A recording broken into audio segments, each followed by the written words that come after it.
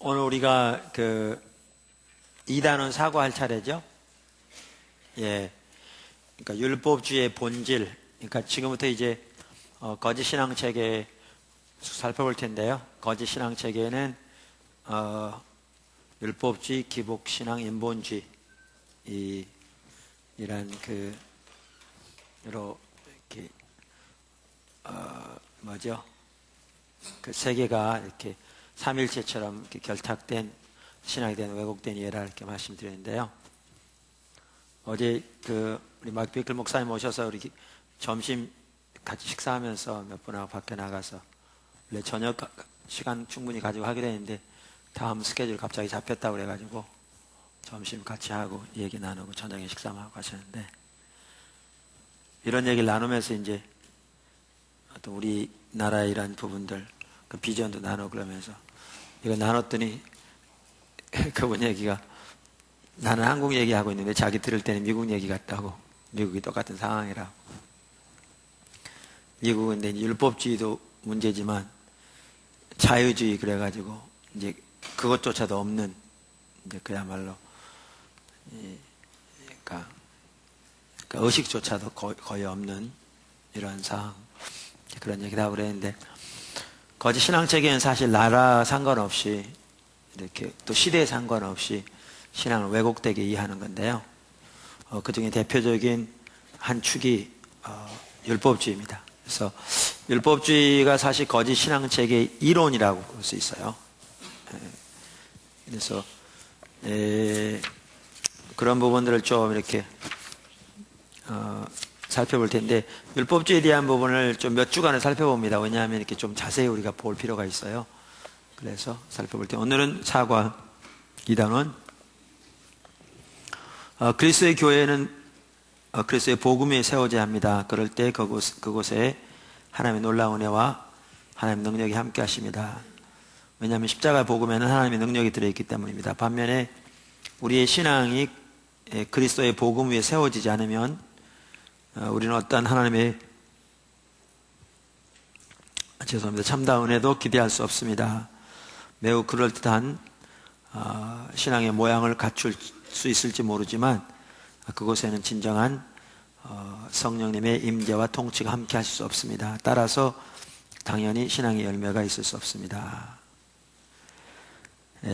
그런데 십자가의 복음 위에 개인과 교회가 세워지기 위해서 우리들이 가장 먼저 해야 할 일은 율법주의를 분별하여 그것을 우리 삶에서 철저하게 버리는 것입니다.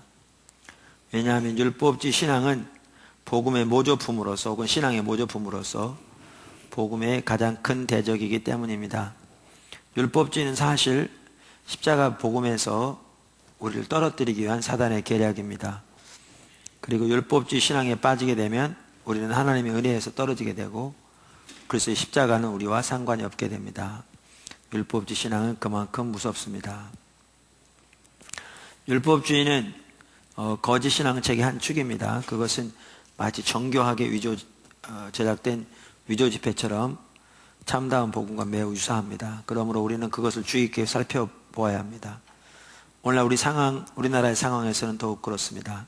왜냐하면 우리 주위에는 신앙에 대한 율법주의적인 이해가 널리 퍼져 있기 때문입니다. 자, 그럼 율법주의가 뭐냐? 여기 나오는데, 율법주의는 여기 나온 대로 한마디로 육신을 의지하는 겁니다. 제가 육신이라고 따옴표로 붙였습니다. 육신을 의지하는 겁니다. 왜냐하면, 그러니까 육신이 될 만한 게 여러 가지가 있거든요. 이제 앞으로 나오겠지만, 육신을 의지하는 겁니다. 그러니까, 육신을 의지한다는 말은 성경적인 용어를 말하면 행함으로 말미암는 의를 의지하는 거죠. 율법주의는. 행함으로 말미암는 의를 의지하는 겁니다. 자, 우리가 행함으로 구원을 받을 수 있습니까? 없습니까? 오직 뭘로만 구원을 받을 수 있죠? 믿음으로만. 그러니까 이 부분은 잘 압니다. 사실 오늘날 우리 성도들 중에 뭐 이단에 다니는 뭐 여호와의 증인을 믿는다든가 여호와의 증인들의 행함으로 말미암은 의를 믿습니다. 그들은. 그래서 직장 오전에 다녀와서 오후에 전도하러 다닌 이유가 구원받기 위해서 그런 겁니다. 그들은 야고보서를 아주 중요시 여기고요. 그 다음에 사도 바울이 그 서신서에서 그렇게 많이 말한 믿음으로 말미암은 의는 안 받아들이는 거죠. 그런데 이렇게 이단이나 행함으로 말미암는 의를 강조하지, 소위 말하는 보수 정통 신앙을 가지고 있는 사람은 당연히 믿음으로 말미암는 의를 당연히 믿는다고 말합니다. 그리고 행함으로 구원받을 수 없다. 믿음으로 구원 얻는다. 이렇게 말하는데, 이제 문제는 그겁니다. 많은 경우에 그 말이 무슨 뜻인지 잘 모릅니다. 무슨 소리 하는 거야? 우리가 행함으로 하나님 앞에 의롭게 구원받을 수 없지. 우리는 예수님 십자가의 공로를 믿음으로만 구원받을 수 있지. 그게 당연히 믿음으로 만남 의지. 근데 무슨 뜻인지 모르다니 이렇게 얘기할 수 있는데요. 우리가 구원받는 것이 우리 행함으로 안 된다. 그래서 예수 그리스도 십자가의 공로를 믿는 것이 우리가 하나님 구원받는 유일한 길이다. 근데 이 정도는 아는데, 그리고 믿음으로 말미암는 의를 겨우 그 정도로만 생각하고 있지. 근데 많은 사람들이 그 다음에 실제적인 신앙생활은 말로는 그렇게 하는데, 실제 삶에서는 다르게 합니다. 그러니까 소위 말하면 행함으로 말미암는 의를 의지해서 합니다. 실제로는 오늘날 적지 않은 사람들이. 이제 조금 더 살펴보면 압니다. 지금 이제 여러분 여기 보시면, 그래서 율법주의에 빠지면요, 그 예수님 자신보다 예수님에 대한 자신의 헌신을 신뢰하게 되고, 마음의 상태보다 외부적인 복종을 강조하게 되고, 인격체신 성령님보다 규례와 규칙을 신뢰하게 됩니다. 예. 자, 우선 여기 보시죠. 골로새서 2장 16절 17절 누가 한번 읽어보실래요? 오른쪽에 있는 거 읽어보세요.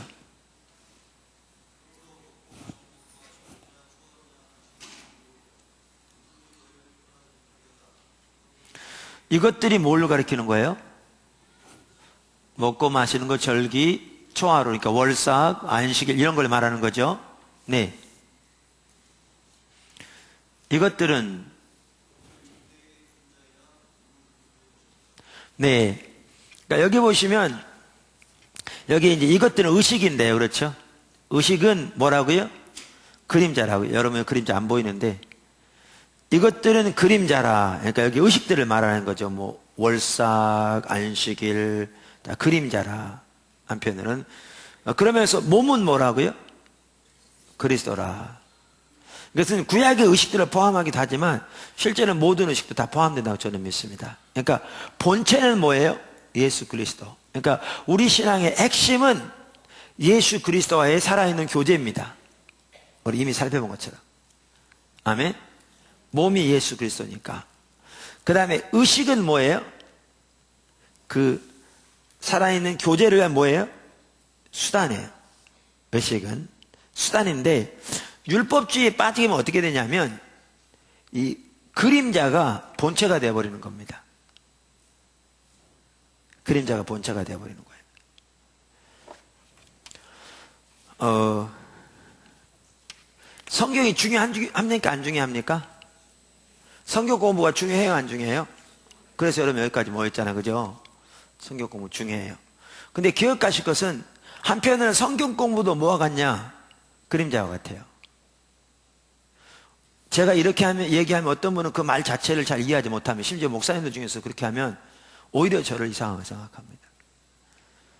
성경 공부 자체도 그림자입니다. 뭐를 위한? 예수 그리스도와의 살아있는 교제를 위한. 예수 그리스도와의 살아있는 교제를 위한. 그러니까 성경이 하나님의 말씀 맞아요. 근데 하나님이 성경은 아니에요. 그러니까 성경이 하나님은 아니라고요. 다시 말하면 성경이 하나님의 말씀 맞는데 뭐죠? 성경이 하나님은 아니에요. 이 성경 하나님입니까? 이게 하나님의 말씀이에요. 그러니까 이 하나님의 말씀으로서 뭐를 위한 우리의 기준이죠? 우리의 신앙과 우리 삶과 사역을 위한 기준인데, 이렇게 함으로써 어떻게 하라는 거예요? 하나님과의 살아있는 교제 가운데 나오라는 거죠. 무슨 말 이해하시겠죠?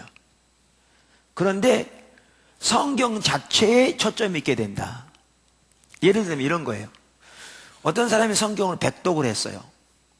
그게 좋은가요, 안 좋은가요? 좋아요. 성경 많이 읽는 게 중요해요, 안 중요해요? 중요해요.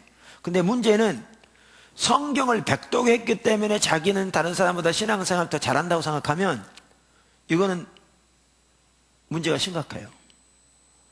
성경을 백독을 했어도 성경을 100번 읽는 게 중요한 게 아니고 성경을 많이 읽는 게 중요하지만 이것은 인격지신 살아계신 하나님과의 살아있는 교제, 그래서 그분을 알고 그분을 존재를 다 사랑하고 그분의 향하신 목적을 보고 우리 삶을 동참하고 그분의 길을 따라 우리가 동행함으로 하나님과 함께 있고자 하는 이 살아계신 하나님과의 살아계신 실제적인 동행하는 삶을 위한 뭐예요? 이거 수단인데, 그리고 그 삶을 살기 위해 성경을 많이 읽는 것도 중요하고 열심히 공부하는 것도 중요하고 묵상하는 것도 중요한데, 문제는 성경을 100번 읽었기 때문에 자기는 성경을 읽지 않은 다른 사람보다 훨씬 신앙생활 잘한다고 생각하는 것은, 문제는 뭐예요? 그림자에 초점이 있는 거죠.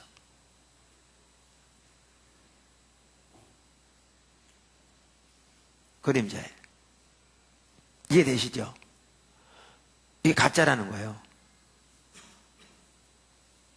그러니까 성경이 안 중요하다는 얘기가 아니라 그 신앙을 잘못 이해하는 거라는 거죠. 그러니까 그렇게 되니까 그런 사람들은 뭐에 초점이 맞춰지냐면 예수님 자신보다 예수님에 대한 자신의 헌신에 초점이 맞춰지는 거예요. 아까 나온 것처럼. 내가 얼마나 주님을 알아서 주님 계신 곳 함께 있느냐, 여기 포커스가 있는 게 아니라, 만약 그런 관점에서 본다면 자기가 성경을 백독했을지 몰라도 진짜 주님을 더 알기 위해서, 그리고 주님을 알지 못하기 때문에 애통하고 주님의 은혜를 구하고 주님 앞에 나가게 될 텐데 예수님 자신보다 예수님에 대한 자신의 헌신을 강조하는 거예요. 나는 성경 백독 읽었어. 오늘 우리 교회 중에 성도들 중에 성경 100번 읽은 사람 나와보라고 그래. 요즘 목사들도 성경을 안 읽어가지고 문제야. 이렇게 나가는 거죠. 그러니까 예수님에 대한 자신의 헌신의 초점이 맞춰지는 거예요. 이게 가짜신앙 율법주의예요. 헌신에. 기도도 마찬가지예요. 기도가 중요해요, 안 중요해요? 중요하다니까요. 예배도 중요해요. 그러니까 모든 게 다 중요하다니까요. 근데 기도를 많이 하는 것도 중요하고요.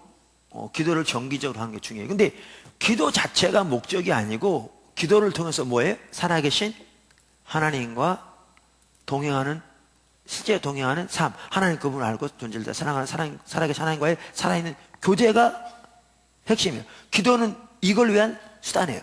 그러니까 우리가 기도 생활 정기적으로 안 하고 하나님 올바로 알 수 있어요, 없어요? 알 수 없어요. 우리가 하나님의 말씀을 잘 배우고 또 하나님의 말씀을 잘 묵상하는 거 없이 하나님 올바로 알 수 있어요, 없어요?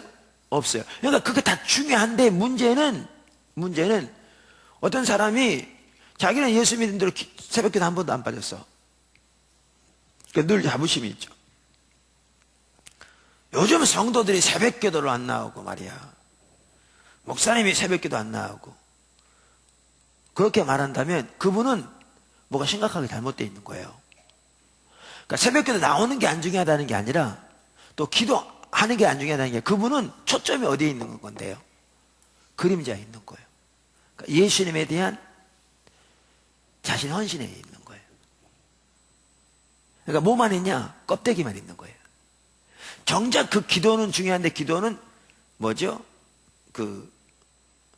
하나님과 살아있는 교제를 위한 수단인데, 왜 껍데기만 있다고 말하냐면 그분이 만약에 그 신앙을 올바로 이해해서 기도를 통해서 하나님을 알기를 구하고 하나님의 뜻을 알기를 구하고 주님을 추구했더라면 절대 그런 자세가 안 나오게 돼 있거든요. 껍데기뿐인 거죠. 예. 이와 같이 율법주의는 뭘 의지하는 거냐? 그러니까 육신을 의지하는 겁니다. 육신을 의지하는 겁니다. 여기 이제 이 부분은 제가 설교를 교회에서 많이 했기 때문에 여러분 들으셨지만 다시 한번 여기 보시죠. 책에 나와 있으니까. 예레미야 7장. 그러니까 신앙이 타락하면 항상 어떻게 된다고요? 거짓 신앙체가 전면에 나선다 말씀드렸는데, 예레미야 시대는 하나님의 그러니까 하나님 백성들이 실제로 신앙이 타락해서 하나님의 심판이 임한 시대말적인 상황이거든요. 그러니까 그 당시에 얼마나 그 거짓 신앙체계가 팽배했는가를 이렇게 볼 수 있어요.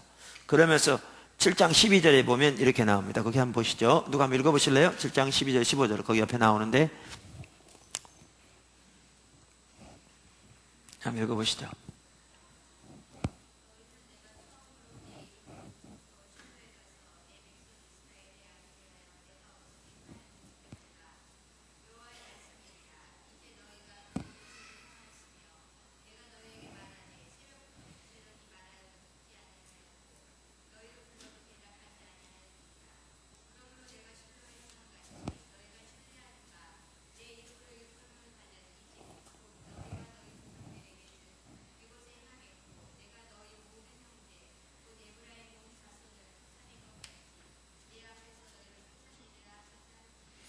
예, 여기 보시면 내가 처음으로 내 이름을 둔 실로에 가서 내 백성 이스라엘의 악에 대하여 어떻게 행하였는지를 보라. 이게 뭘 말하는 거예요? 이 사건이 엘리 제사장 때에 실로에 성막이 있었잖아요. 근데 엘리 제사장 때에 그들의 신앙이 타락해서 블레셋과의 전쟁을 통해서 이스라엘 백성들 패하고 언약궤 빼앗기고 성막 불타고 엘리 두 아들 전사당하고 엘리도 목이 부러져 죽고 그 사건을 말하는 거죠. 그렇게 하신 것처럼 지금 예루살렘 성전에 하시겠다는 거예요. 여기 그렇죠. 그러니까 심판하시겠다는 거예요. 이렇게. 자, 그러면서 여기 보시면 그러니까 왜 그렇게 하실 거냐? 내가 너희에게 새벽부터 부지런히 말하여도 어떻게 해요? 듣지 않았고 너희를 불러도 대답지 않았다. 그러니까 그래서 내가 그렇게 한다. 사실 우리 신앙의 가장 핵심은 하나님 음성 듣는 거거든요. 그러니까 어떤 감동을 받는다는 게 아니라 하나님이 말씀하신 바를 청정하여 순종하는 거라고요. 근데 이제 이들은 그렇지 않아서 이제 심판이 온다고 말씀하시죠. 자, 그러면서 여기 보시면 그러므로 내가 어떻게 실로 행함 같이 이곳 행하겠다. 지금 예루살렘 성전에서 하신 말씀이에요. 그러니까 하나님이 예레미야를 보내셨어요. 그 예루살렘 성전에 안식일 날. 그래서 예배 드리러 오는 유대인들에게 지금 말하는 거예요. 그 성전 앞에서. 그러면서 실로 행함 같이 이곳 행하겠다. 이곳 예루살렘 성전 행하겠다. 이렇게 말씀하시는 거예요. 그러면서 뭐라고 하냐면 실로 행함 같이 너희가 신뢰하는 바 내 이름으로 일컬음을 받는 이 집 곧 너희와 너희 조상에게 준 이곳 행하겠다. 그러니까 이게 좀 중간에 수식어가 많이 들어가서 이게 좀 헷갈리는데 제가 수식어 다 빼고 말하면 이런 뜻이에요. 그렇게 하지 않았다. 그러므로 내가 실로 행함 같이 너희가 신뢰하는 이 집에 행하겠다. 이렇게 말하고 있는 거죠. 다시 말하면 너희가 듣지 않았다. 그러므로 내가 실로 행함 같이 너희가 믿는 이 집에 행하겠다. 이렇게 말하고 계시다고요. 이 구절에 보면. 그러니까 중간에 수식어가 들어가니까 헷갈리게 돼 있어요. 근데 이제 영어 성경은 이걸 그렇게 보고 수식어 뒤로 가니까 딱 선명히 보이는데 너희가 믿는 이 집에 행하겠다. 이렇게 돼 있어요. 그러니까 이 구절을 자세히 보시면 그들이 하나님을 안 믿고 뭘 믿었다는 거예요? 성전을 믿었다는 거예요. 여기 보면. 그러니까 심판하시겠다는 거죠. 그러니까 이제 우리가 이런 구절을 읽으면 그렇게 생각할 수 있어요. 야, 타락한 인간들. 아니, 하나님을 믿어야지. 어떻게 성전을 믿냐. 그러니까 심판자도 싸지. 이렇게 생각할 수 있어요. 그러면서 여러분은 하나님을 믿습니까? 교회를 믿습니까? 하나님 믿잖아요. 오늘 주일날 예배드리러 나올 때 하나님께 예배드리러 왔습니까? 교회에게 예배드리러 왔습니까? 네. 우리는 당연히 하나님을 믿고 우리는 당연히 하나님께 예배 드리기 때문에 우리는 이런 구절을 읽을 때 저들은 너무나 타락했고 왜? 하나님을 안 믿고 성전을 믿을 만큼. 근데 우리는 하나님을 믿고 하나님께 예배를 드리는 자들이니까 저들과 다르다고 생각하죠.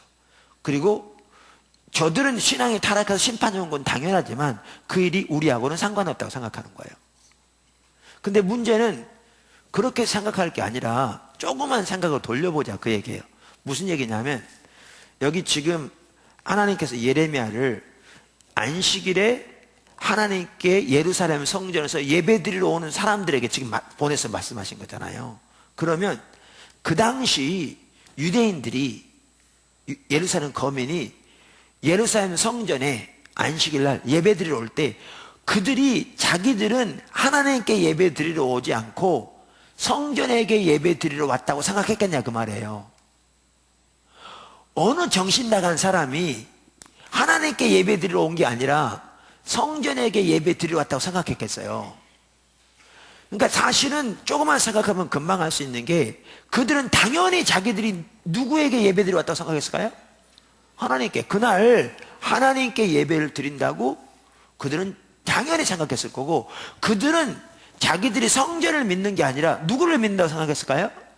당연히 하나님 믿는다고 생각했다는 거죠. 이걸 보아야 되는 거죠.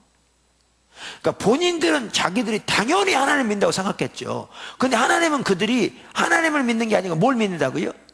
성전을 믿는다고요.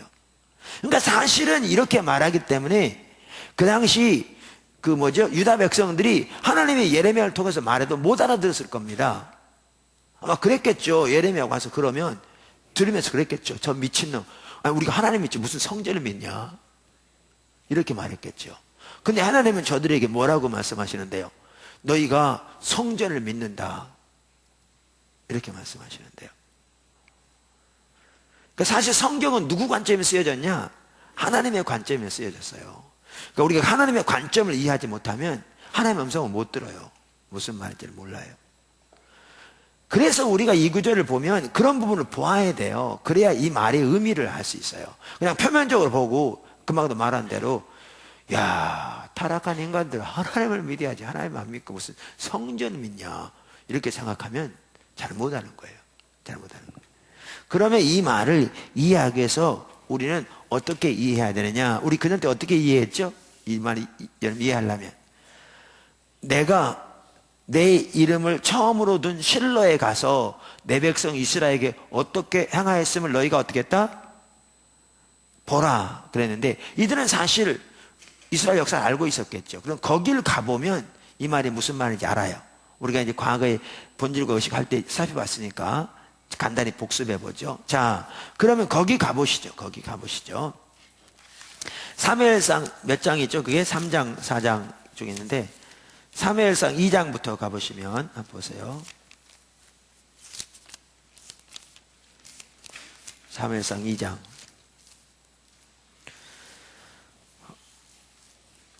이 장 12절 한번 보시죠. 엘리 아들들은 행실이 나빠 여호와를 알지 못하더라. 자, 그 당시 그러니까 제사가 있었어요, 없었어요? 있었어요. 제사들이 많이 있었어요. 나름대로. 얼마나 많이 있었는지 모르지만 나름대로 여러 가지 그 짐승의 제사들 드렸어요. 근데 엘리 아들들, 제사장들부터 어떻게 했다고요? 하나님 알지 못해. 신앙의 본질에 떠나 있었어요. 여러분, 구약이건 신약이건 기독교, 그러니까 종교적인 리더들이 신앙이 타락하면 어떻게 되느냐면요, 자기 사역이 자기 목적을 위한 수단됩니다. 하나님의 백성들이 신앙이 타락하면 어떻게 되느냐, 이거 나중에 나오는데, 하나님이 자기 목적을 위한 수단돼요. 여기도 보시면 제사장들이 하나님을 몰랐어요. 그러니까 어떻게 되느냐, 제사 지내요. 문제는 자기 뱃속 채우기 위한 수단인 거죠. 여기 우리가 이미 살펴본 대로 하나님을 몰랐다는 말은 하나님에 관해서 신앙교육 안 받았다는 얘기가 아니라니까요. 인격체인 하나님을 전혀 몰랐다는 얘기라니까요. 그러니까 하나님과 올바른 관계에서 떠나 있었다는 거니까요. 자, 그래서 우리가 이미 살펴본 것처럼 의식이 아무리 많아도 우리 신앙의 본질인 하나님을 알고 그분을 우리의 존재를 내 사랑하는 하나님과 친밀한 교제에 떠나 있으면 그게 뭐라고요? 하나님을 떠난 거라고요. 여러분, 여기서 떠나면요, 나중에 나오지만 우리의 삶은 하나님의 법을 버리게 돼 있어요. 누구나. 우리가 하나님을 알고 그분을 존재를 다해 사랑하는 하나님과 친밀한 교제에 있지 않으면서 하나님의 법과 길 가운데 온전히 설 수 없어요. 그러니까 우리의 삶은 하나님의 법을 버리게 돼 있어요. 그러니까 사역, 여기 보면 오늘날은 이제 종교 리더들만 보세요. 벌써 사역이 자기 뱃속 채우기 위한 수단이라니까요. 수단이라니까요. 그래서 하나님께 드리는 제사를 종들 시켜가지고 먼저 뺏어가 버려요. 원래 화제는 제사장들이 주어진 거예요. 그런데도 그거 못 기다려요. 자기들이 날고기 갖다가 자기들이 원하는 대로 해먹겠다는 거예요. 하나님의 제사를 멸시하고 하나님 멸시하는 거죠. 하나님 분노하시는 거죠. 이런 상황이에요. 그러니까 의식은 있는데 뭐에서 떠난 거예요? 신앙의 본질에 떠난 거예요. 그러니까 신앙의 본질에 떠나기 곧 하나님 떠난 거라고 그랬잖아요. 그럼 우리가 이미 살펴본 대로 저들이 하나님을 버리니까 이 하나님 버린 건데, 그럼 하나님들을 버려. 하나님이 니시잖아요. 여호와 니시. 그러니까 이 하나님이 이들과 함께 안 하니까 이들이 블레셋과 싸웠을 때 이겨요, 져요? 지죠. 지는 건 당연해요. 왜냐하면 하나님의 생명은 우리가 신앙의 본질 가운데 거할 때만 있다고요. 하나님 중심적인 삶에만 하나님 생명이 있다고요. 이거 그동안 쭉 살펴봤기 때문에 다 아시죠? 그렇죠? 근데 이들이 하나님 중심적인 삶에 자기 중심적인 삶을 전락하니까 이게 타락의 본질이죠. 의식은 나름대로 있을지 모르지만 신앙의 본질에 떠나니까, 하나님도 저들을 떠나 계시니까, 임재가 거쳐져 있으니까, 그러니까 하나님 그분이 니시인데, 그분이 승리인데 이들에게 승리가 있어요, 없어요? 없어요. 그러니까 지는 건 당연해. 그래서 4장에 보시면, 여기 4장에 보시면 1절 그 하반절부터 보시면, 이스라엘에 나가서 블레셋 사람과 싸우려고 에베네셀 곁에 진치고, 블레셋 사람들은 어떻게 해요? 아벡에 진쳤더니 블레셋 사람들이 이스라엘에 대하여 전열을 벌이니라. 그 둘이 싸우다가 이스라엘이 블레셋 사람들 앞에서 패하여 그들에게 전쟁에서 죽임을 당한 군사가 몇 명이라? 4,000명 가량. 여러분, 하나님의 관점이 저들이 왜 졌는지 아시겠죠? 그 하나님의 관점에서는 그들이 나름대로 의식은 있었을지 몰라요. 그러나 그들의 삶은 하나님을 이미 떠났어요. 그들이 이미 하나님 버렸어요. 그러니까 하나님도 그들을 버려서 그들과 함께하지 않으니까, 하나님 그분이 니시로서 그들과 함께 하셔야 승리가 있는데, 여러분, 하나님 백성이 하나님을 떠나면요, 하나님이 이들의 원수가 돼요. 그래서 다른 나라를 들어서 이들을 쳐요. 하나님 백성이 하나님과 함께하면 하나님이 이들의 원수는 하나님의 원수예요. 그래서 하나님이 저들을, 그 원수들을 치세요. 근데 하나님 백성이 하나님을 떠나면 이들이 하나님의 원수라니까요. 그러니까 다른 나라를 들어서 이들을 심판하세요. 그 성경에 보시면. 그러니까 하나님을 떠나 있기 때문에 하나님도 그들을 버려 지는 건 어떻게 해요? 당연해요. 하나님의 관점에서는. 근데 이렇게 졌는데, 그래서 블레셋이 졌어요. 그런데 우리가 이미 본 것처럼 여기 보세요. 여기 보면 졌는데 3절에 보세요. 백성이 진영으로 돌아오매 이스라엘 장로들이 이르되 여호와께서 어떻게 해요? 어찌하여 우리에게 오늘 블레셋 사람들 앞에서 패하게 하셨는고. 이거 보세요. 이거 보면 그 당시 얼마나 어두운 시대인가를 알 수 있어요. 아까 엘리 아들들이 하나님을 알지 못하고 그렇게 타락하니까, 본인들은 전혀 모를지 몰라도 오늘 낮에 그걸 꼭 그 얘기를 이해하셔야 돼요. 오늘 낮에 제가 이제 2부 예배 시간에 말씀드렸잖아요. 뜨거운 물에 개구리를 집어넣으면 튀어나온다니까요. 진짜로 그렇대요. 제가 근데 개구리를 놔두고 천천히 데피면 2시간 만이면 삶아진대요. 근데 천천히 뜨거워지니까 모르는 거예요. 그러니까 우리 신앙도 말씀드린 대로 처음에 방향이 잘못되면 오래 가면 완전히 다른 곳에 가버려요. 근데 한꺼번에 거기 가버리면 금방 알아. 우리가 이런 어떻게 잘못을 범하나. 근데 문제는 천천히 잘못 가기 때문에 몰라요. 왜? 계속 그렇게 해왔으니까. 몰라. 우리가 이 구절을 읽을 때 우리는 이렇게 생각해요. 야, 타락한 인간들, 어떻게 제사장 놈들이란 놈들이 그렇게 하나님께 드리는 제사가 드려지기 전에 지네들이 종들을 데려다가 고기를 가져다 그렇게 하고도 심판이 안 오는지 우리 그렇게 생각해요. 이 구절을 읽을 때. 근데 그들은 몰랐어요. 왜? 이런 식의 그렇게 수년 동안 혹은 수십 년 동안 해왔기 때문에 몰라요. 그러니까 여기 제사장들이 그럴 뿐만 아니라 여기 보세요. 졌잖아요. 졌는데 장로들, 여기 장로들은 그 당시에는, 그러니까 장로란 말은 나이 많은 the elders, 그러니까 나이 많은 분들을 말하거든요. 근데 꼭 나이 많은 사람만이 아니라, 그러니까 연장자들, 그 당시에 리더들이 많았으니까 리더들을 가리켜요. 국가 리더들, 그러니까 신앙적 리더들, 사회적 리더들을 가리켜요. 이들이 보세요. 뭐라고 그러는지를. 하나님의 관점이 가려지니까 왜 졌는지를 모르는 거예요. 그러니까 그들의 입장에서 뭐냐면, 우리가 이렇게 나름대로 제사를 드리고 본질의 의식을 대체해버리는 게 율법제였잖아요. 나름대로 제사를 드리고 오늘 아침에도 하나님께 뭐죠? 번제를 드렸고 날마다 아침 저녁으로 소제를 드리고 그리고 안식일을 지키고 우리가 이렇게 월삭 예배를 드리는데 왜 하나님께서 우리를 패하게 하셨는고 이렇게 말하는 거지.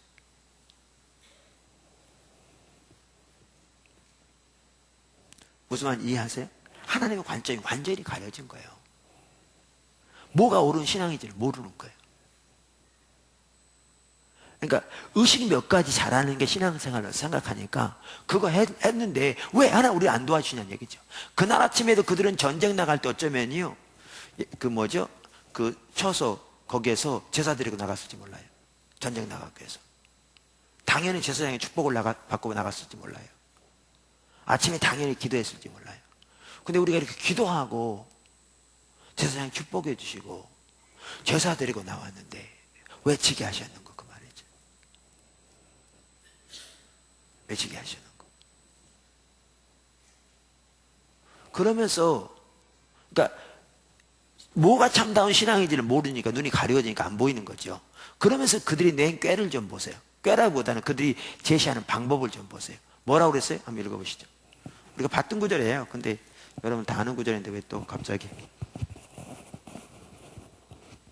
네, 크게 읽어보세요.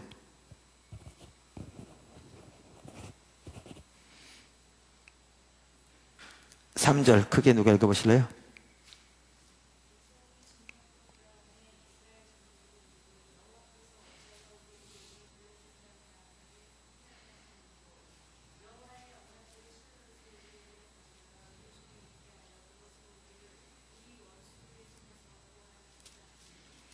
네.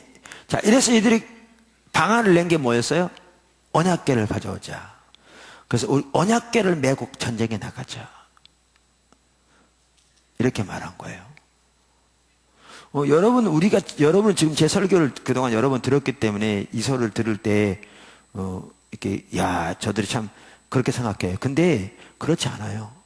그들은 한편으로는 뭘 저는 알았다고 생각하냐면 그들은요, 성경 역사를 알았을 거예요. 안 그래서 언약궤 가져올 필요가 없었어요. 어떤 성경 역사를? 여호수아 때 같은 때는 언약궤를 메고 제사장들이 메고 흐르는 강에 발을 디뎠더니 요단강이 갈라졌고 언약궤를 제사장들이 메고 앞서서 어떻게 해요? 여리고성을 돌았더니 성이 무너졌고 여호사밧 때도 그때는 참 언약궤는 없었죠. 언급이 없는 것 같아요. 제가 기억하기는. 근데 이렇게 했던 걸 그들이 알았던 것 같아요. 근데 문제는 이거죠. 여호수아 시대에 이들이 언약궤를 메고 나갔기 때문에 언약궤 때문에 강이 갈라졌다는 얘기죠. 성경에 보면 언약궤 앞에서 물이 섰다고 돼 있어요. 근데 언약궤 때문에 그랬냐는 거죠. 아니에요. 여호수아 시대 때는 여호수아부터 하나님을 알고 그분을 존재를 사랑하는 가운데 있었어요. 그리고 그분 하나님 중심적인 삶을 살았어요. 그리고 그분의 인도를 따라 믿음으로 순종해 가면서 요단강 앞에 갔을 때에도 하나님이 그들에게 명령하시기를 언약궤를 메고 가라고 그런 거예요. 여호수아 입장에서 보면 이거는 가당치도 않는 얘기죠. 물이 흘러 넘치는데 거기다 언약궤를 메고 제장대 발을 디디는 건 이건 자살행위 같은 거죠. 그러나 하나님이 그렇게 말씀하셔서 믿음으로 순종했더니 강이 갈라지고 하나님의 역사가 나타난 거죠. 여리고성 돌 때에도 이렇게 하나님과 동행하면서 그분의 인도를 따라 순종하는 것 중에 하나가 뭐였냐? 이 언약궤를 도는 거죠. 그 당시 어리석은 거죠. 아니, 그 튼튼한 성벽이 이거 돈다고 되느냐는 얘기죠. 그렇지만 하나님이 말씀하시니까 믿음으로 주님만 순종해서 돌고 하루에 한 바퀴씩 6일 동안 돌고 7일째는 7바퀴 돈 다음에 소리를 질렀더니 무너진 거죠. 근데 문제는 이게 문제죠. 여기 엘리 시대에는 그들이 하나님을 알고 그분을 존재를 다해 사랑하는 그 삶 가운데서 그리고 그분의 인도를 다 순종하는 여기서 떠나 있잖아요. 그게 하나님 버린 건데 그들이 살 길은 그리로 돌아가야 되는 건데 그리로 돌아간 생각은 안 하고 그들이 저는 하나님 떠나 있으면서 어떻게 하느냐. 떠나 있으면서 지니까 이 언약궤를 메고 나가면 이길 줄 아는 거예요. 우리가 이해하시죠? 그러니까 영적으로 리더들부터 눈이 멀어지니까 문제가 있는 건 알아요. 패했잖아요. 3,000명 이상이 죽었어. 4,000명 이상. 그러니까 문제가 있는 건 알아요. 근데 문제는 왜 그 일들이 생겼는지를 몰라. 하나님 관점이 가려지니까. 뿐만 아니라 하나님의 관점이 가려지니까 해결책을 모르는 거예요. 뭐가 문제인지를 모르니까 어떻게 해결할지를 모르는 거죠. 그러니까 기껏 한다는 게 언약궤 메고 나가면 이길 줄 알아요. 그러니까 종교적 의식을 의지한 거예요. 그러니까 나가니까 여기 성경에 보시면요. 여기 보세요. 여기 4장 여기 보시면 5절 누가 한번 읽어보실래요?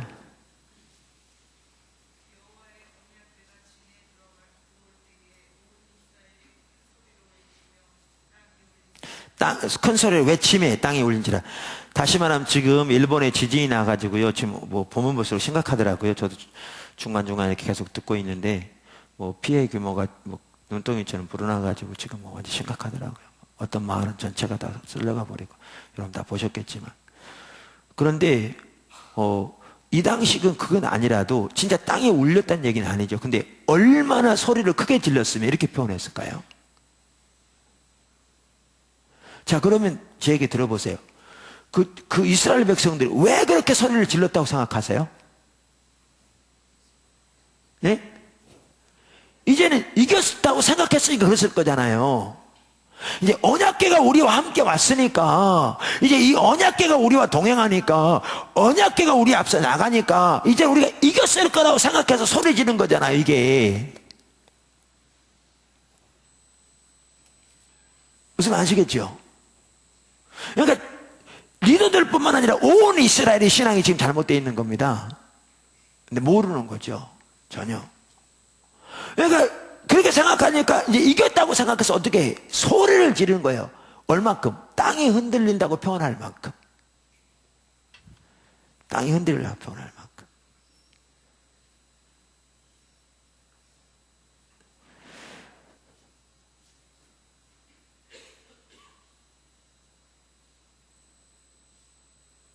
사절에도 보시면요.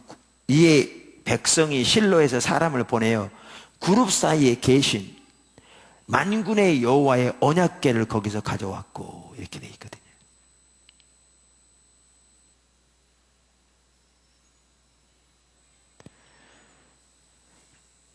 자, 그랬는데 나갔는데 이겼어요, 졌어요? 졌어요. 여러분 잘 아시는 대로 3만 명 이상이 전사했고요. 엘리 두 아들 죽었고요. 그 소식 듣고 엘리도 전사했고요. 언약궤 빼앗겼다는 소식 듣고 언약궤 빼앗겼고. 자, 그럼 문제는 이거예요. 문제는 이거예요. 여러분 여기 보시면 이 당시 장로들이 자기들이 하나님 믿는다고 생각했을까요? 언약궤 믿는다고 생각했을까요? 어느 인간이 언약궤를 믿는다고 생각했겠어요?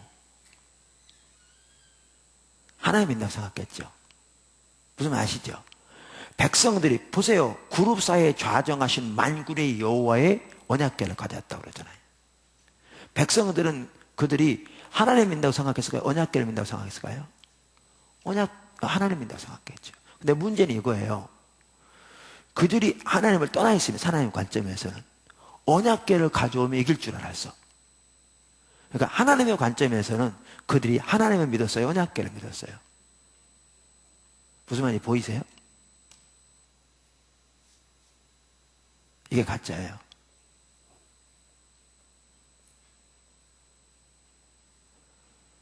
이게 가짜예요. 이걸 두고 말씀하시는 거예요. 본인들이 언약궤를 믿었다고 이건 생각도 못할 일이에요. 어느 장로들이, 어느 제사장들이 자기들이 하나님을 안 믿고 언약궤를 믿는다고 생각하겠어요. 문제는 신앙의 관점이, 올바른 관점이 눈이 멀어지니까 하나님의 관점에서 못 보니까 의식은 나름대로 많지만 하나님을 알고 사랑하는 사람 완전히 떠나 있어서 하나님의 관점이 하나님을 버린 상태라 하나님의 생명이 그들과 함께 하니까 패배한 건데, 그들은 하나님의 관점에 자신의 영적인 상태를 전혀 모르니까 패배한 건 분명해요. 4,000명이 죽었다니까요. 명백해. 그런데 그들은 자기들이 열심히 기도하고 예배드리고 오늘도 예배드리고 제사드리고 나왔는데 왜 우리가 이렇게 패했는고 라고 전혀 원인을 몰라. 그러면서 낸다는 생각이 뭐냐, 언약궤를 가져다가 함께하게 하자. 그럼 이길 줄 아는 거죠. 그러니까 실제로 그들은 하나님 떠나 있으면서 실제로 그들은 하나님을 믿는 게 아니라 뭘 믿었어요? 언약궤를 믿었어요. 그러니까 여기 보세요. 여기 보시면 그들이, 장로들이 뭐라고 그랬다고요? 3절 한번 읽어보세요. 장로들이, 누가 한번 다시 읽어보세요.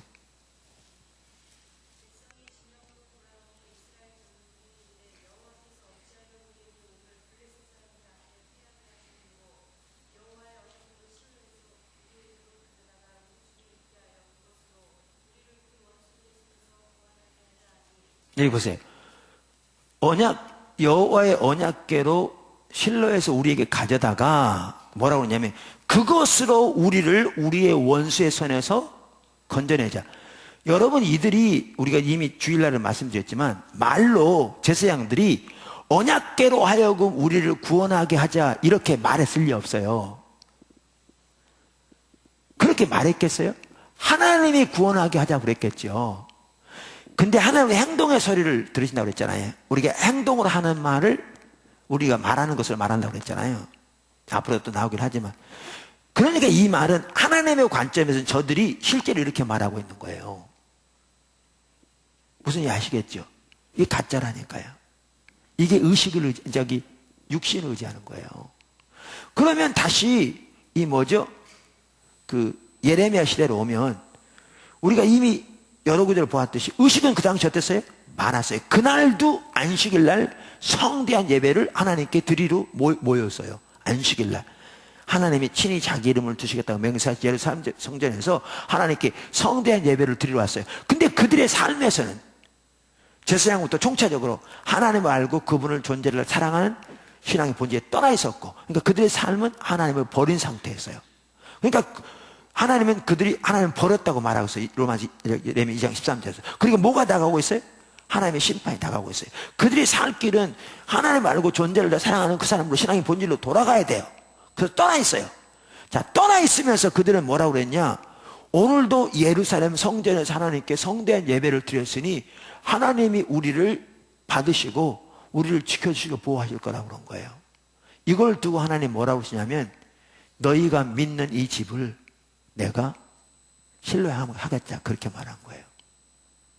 그들은 실제로는 하나님을 믿는 게 아니라 종교적 의식 믿은 거예요. 요구하면 보호해 주시고 요구하면 복 주시고 요구하면 나라를 지켜줄 거라고 생각한 거예요. 그들은 성전을 믿었어요. 그들의 행동이, 그들이 말로 생각으로 성전을 믿은 게 아니고요. 그건 정신 나간 사람이라는 얘기죠. 여러분, 오늘날 교회에 나오면서 나는 교회에게 예배 드리러 왔다고 하는 사람 한 사람도 없어요. 나는 교회에 믿는 사람 없어. 하나님 믿는다고 그러죠. 근데 문제는 만약에 어떤 사람이 삶에서는 하나님을 알고 존재를 다해 사랑하는 그 사람에 떠나 있으면서, 여러분 오늘날이요, 교회 지도자로부터 심각한 상태에 있어요. 우리들 너무너무 절대 이 시대보다 낫지 않은 너무너무 심각한 상황이 있어요. 떠나 있으면서. 그래서 우리 가운데 영적인 억압이 가다가 하나님의 생명은 거치고 이런 상황인데, 이런 상황에 있으면서 하나님을 알고 존재를 다 사랑하려고 사랑하는 그리로 돌아갈 생각은 안 하고 오늘도 주일날 교회 와서 예배를 하나님께 드렸으니 하나님이 우리의 예배를 받으시고 우리에게 복 주시고 우리를 지켜주시고 우리의 기도를 들으시고 우리 사업 잘 되게 하시고 이렇게 될 거라고 생각하는 것은 실제로 그 사람은 교회 믿는 거예요. 의식 믿고 나온 거예요. 이게 가짜예요. 근데 본인들은 하나님 믿는다고 생각하니까 자기가 의식을 믿고 있다는 사실을 몰라요. 전혀. 이게 예레미야 시대에 있었던 일이에요. 이거요? 오늘날 이거보다 절대 낫지 못해요. 이걸 두고 말씀하시는 거예요. 이걸 두고.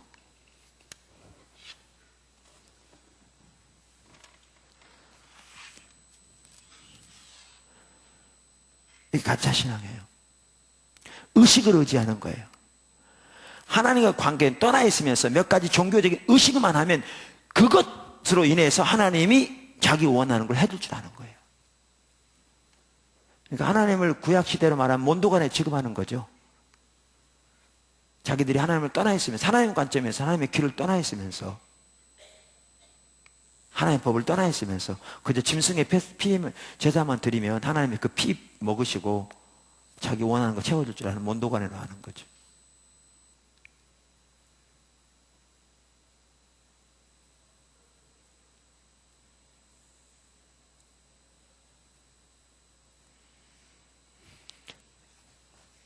이렇게 율법주의는 뭘 의지하느냐? 이렇게 육신을 의지해요. 그 육신 중에 대표적인 게 뭐냐면 의식이에요. 의식을 의지하는 거예요. 그러니까 실제 말하면, 다시 말하면 자기의 종교적인 헌신을 의지한다고요. 하나님 의지하는 게 아니라. 제가 그래서 여기 의식을 남용하는 목회자들 그렇게 써놨는데요. 율법주의가 타락하면 의식을 남용하거든요. 저는 식당 같은 데 써있는 성경 구절들 많은 경우에 부적이라고 합니다. 부적 붙여놨다고.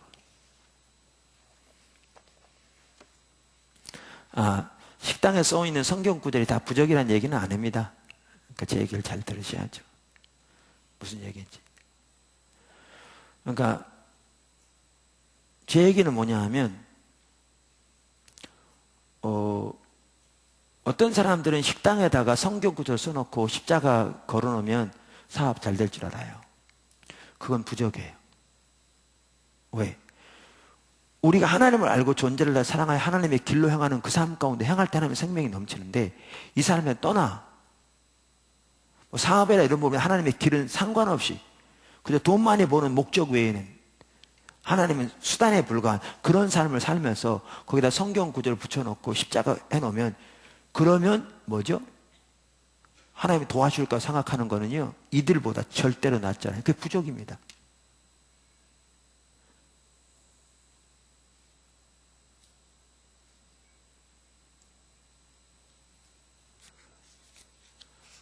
어떤 목사님은 그런 분이 계시다고 그러더라고요.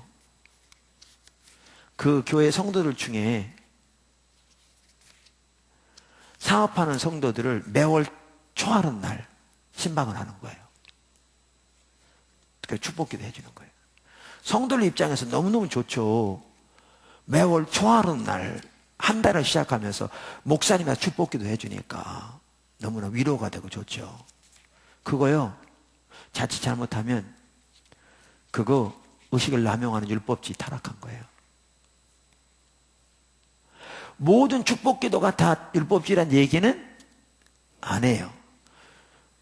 목회자는 성도들을 하나님을 알고 존재를 사랑하는 그 사람으로 이끌어야죠. 성도들이 그 가운데 설 때 하나님의 생명이 그들 가운데 함께해요. 그 삶을 사는 가운데 하나님께서 어떤 목회자에게 인도하셔서 그렇게 가서 그들에게 어떤 부분을 축복하라. 그렇다면 순종해서 나갈 때 하나님께서 일하시죠.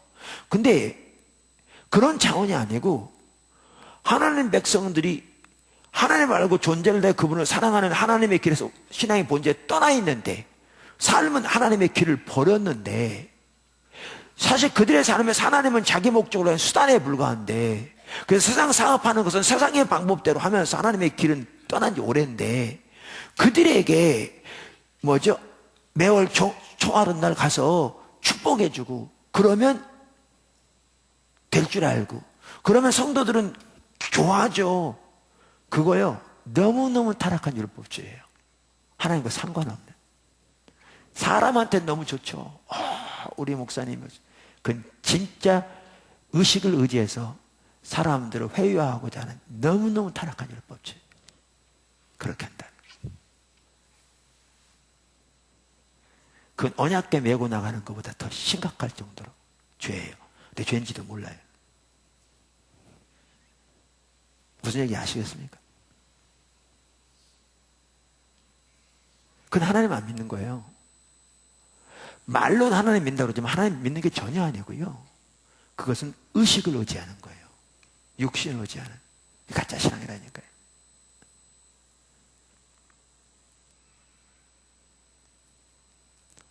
그게 가짜예요. 그게 혈업 없어요.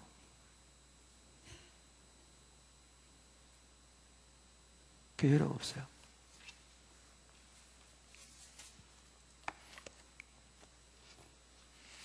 이처럼 율법주의는 뭐냐 하면 한마디로 줄이면 육신을 의지하는 겁니다. 육신이라고 표현합니다. 여기까지 우선 질문 있으면 하시죠. 이해가 안 돼도 질문하시고요. 들으면서 성질나도 질문하시고 얘기하시고. 아니, 그러니까 저는 여러분 이렇게 하기를 원해요. 성질나면 설득이 난다고 정직하게 얘기하시고요. 얘기하시고. 의견을 달리하면 달리한다고 얘기하세요. 아닌데도 긴 척 넘어가면 그래도 목사님은 뭐 그렇지만 뭐 그렇지. 이렇게 가면요, 여러분 조금도 도움 안 돼요. 다르게 하면 얘기하시라고요. 그래서 제가 틀렸으면 제가 교정할 거고요. 여러분이 잘못 생각했으면 제가 추가 답 설명을 해줄 거고요. 그래서 이렇게 자신의 상태를 정직하게 직면하셔야 돼요. 그러니까 이해가 안 되면 이해하세요.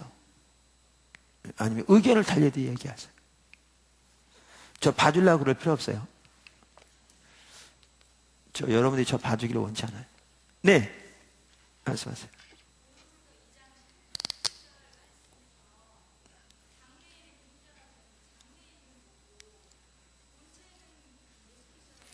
그러니까 아까도 말씀드린 대로 그 장래일이란 말은 구약의 그런 의식들이 앞으로 올 예수 그리스도에 대한 그림자라 그 얘기예요. 그래서 구약의 의식들이 나와 있는데 내 얘기는 그 구약의 의식들뿐만 아니라 신약의 의식들도 다 포함할 수 있다. 그렇게 제가 설명을 드렸던 거죠. 네. 또 다른 분은요? 아까 골로새서에 장래일의 그림자라고 하는데 장래일은 뭐고 그래서 지금 답변을 한 겁니다. 네.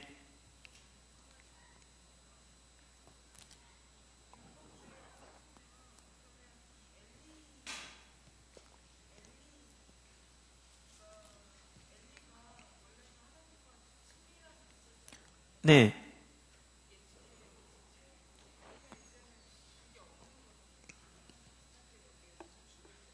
네. 네. 지금 뭐라고 질문했냐면, 엘리는 처음에는 하나님과 친밀한 가운데 있었던 것 같다. 예측해 보건데, 성경 보면. 근데 지금은 이제 이렇게 율법이 잘못되어 있는데, 이제 죽을 때쯤 돼서, 그럼 이 사람은 천국에 가지 못하느냐, 지금 그 질문했거든요. 근데 과거에 제가 그 답변한 것 같은데, 어떤 분들이 율법주의에 빠지면 이렇게 구원을 받느냐 못 받느냐 이런 부분 때문에 많이 궁금해 하세요. 근데 저는 이렇게 생각합니다. 바리새인들은 종교적인 의식은 너무너무 많았지만 예수님 알았던 사람이 모르던 사람이에요? 몰랐던 사람이죠. 그들은 구원 못 받아요. 예수님 몰랐으니까.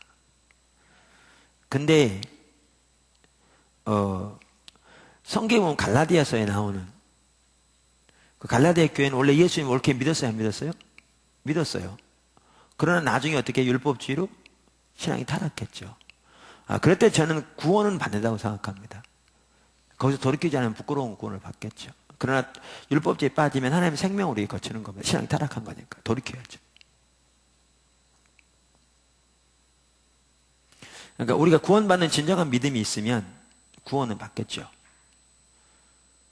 그러니까 교회에 다닌다고 다 구원받는 건 아닌 거 아시죠? 사실 오늘날 우리나라에 심각한 게 뭐냐 하면 이건 사실 할 필요도 없는 얘기들인데 우리나라 상태가 참 그 정도로 심각한데 또 어떻게 보면 그저 교회에 나오면 구원에 대한 진정한 진리를 가르치는 경우도 거의 없이, 그러니까 죄송합니다. 거의 없는 게 매우 적게 그저 소위 말하면 교회 생활 열심히 하면 될 줄 알고 그것만 가르치는 게 오늘 일반적으로 교회입니다. 그러다 보니까 교회는 다녔지만 진짜 구원받는 참다운 믿음이 없는 경우도 있습니다. 교회는 다녔지만 물론 가르쳐줘도 그렇게 예수님 안 믿는 사람 당연히 있을 수 있죠. 그래서 교회는 다녔지만 예수를 믿는 믿음이 없는 분들은 구원 못 받은 거고요.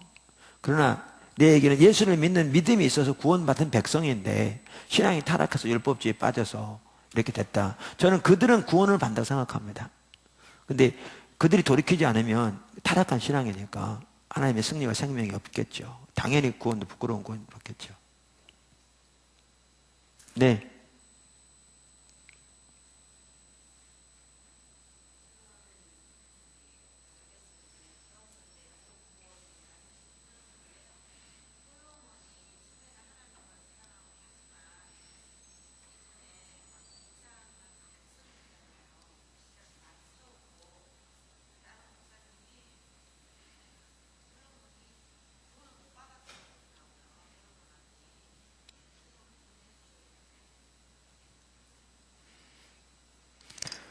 네, 솔로몬이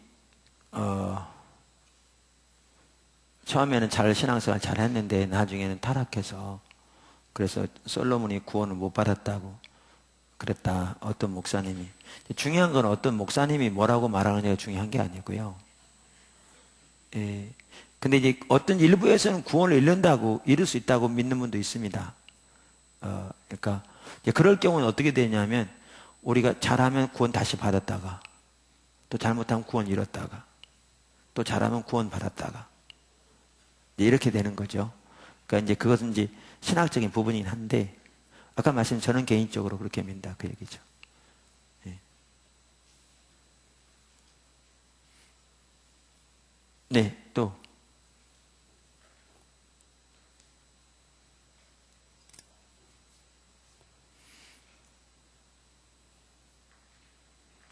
살펴보면 다 잘 되십니까? 잘 되세요? 안 되세요? 모르겠어요? 알겠어요?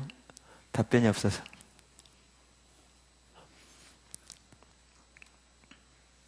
자, 율법주의는 그래서 이와 같이 뭐라고요? 육신을 의지하는 겁니다. 육신을 의지하는 겁니다.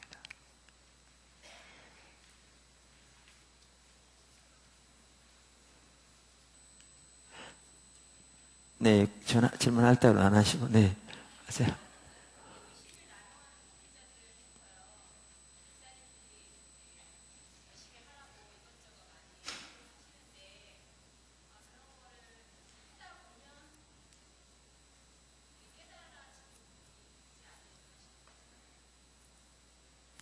그러니까 얘기를 잘 들으셔야 되는데, 그러니까 목회자들이 하라고 그러는 걸 열심히 한다는 게 예를 들면 기도하고 그런 걸 말씀하시는 거예요? 기도 열심히 참석하고 예배도 하더라고요. 그거를 제가 율법주의라고 그러지 않았는데요.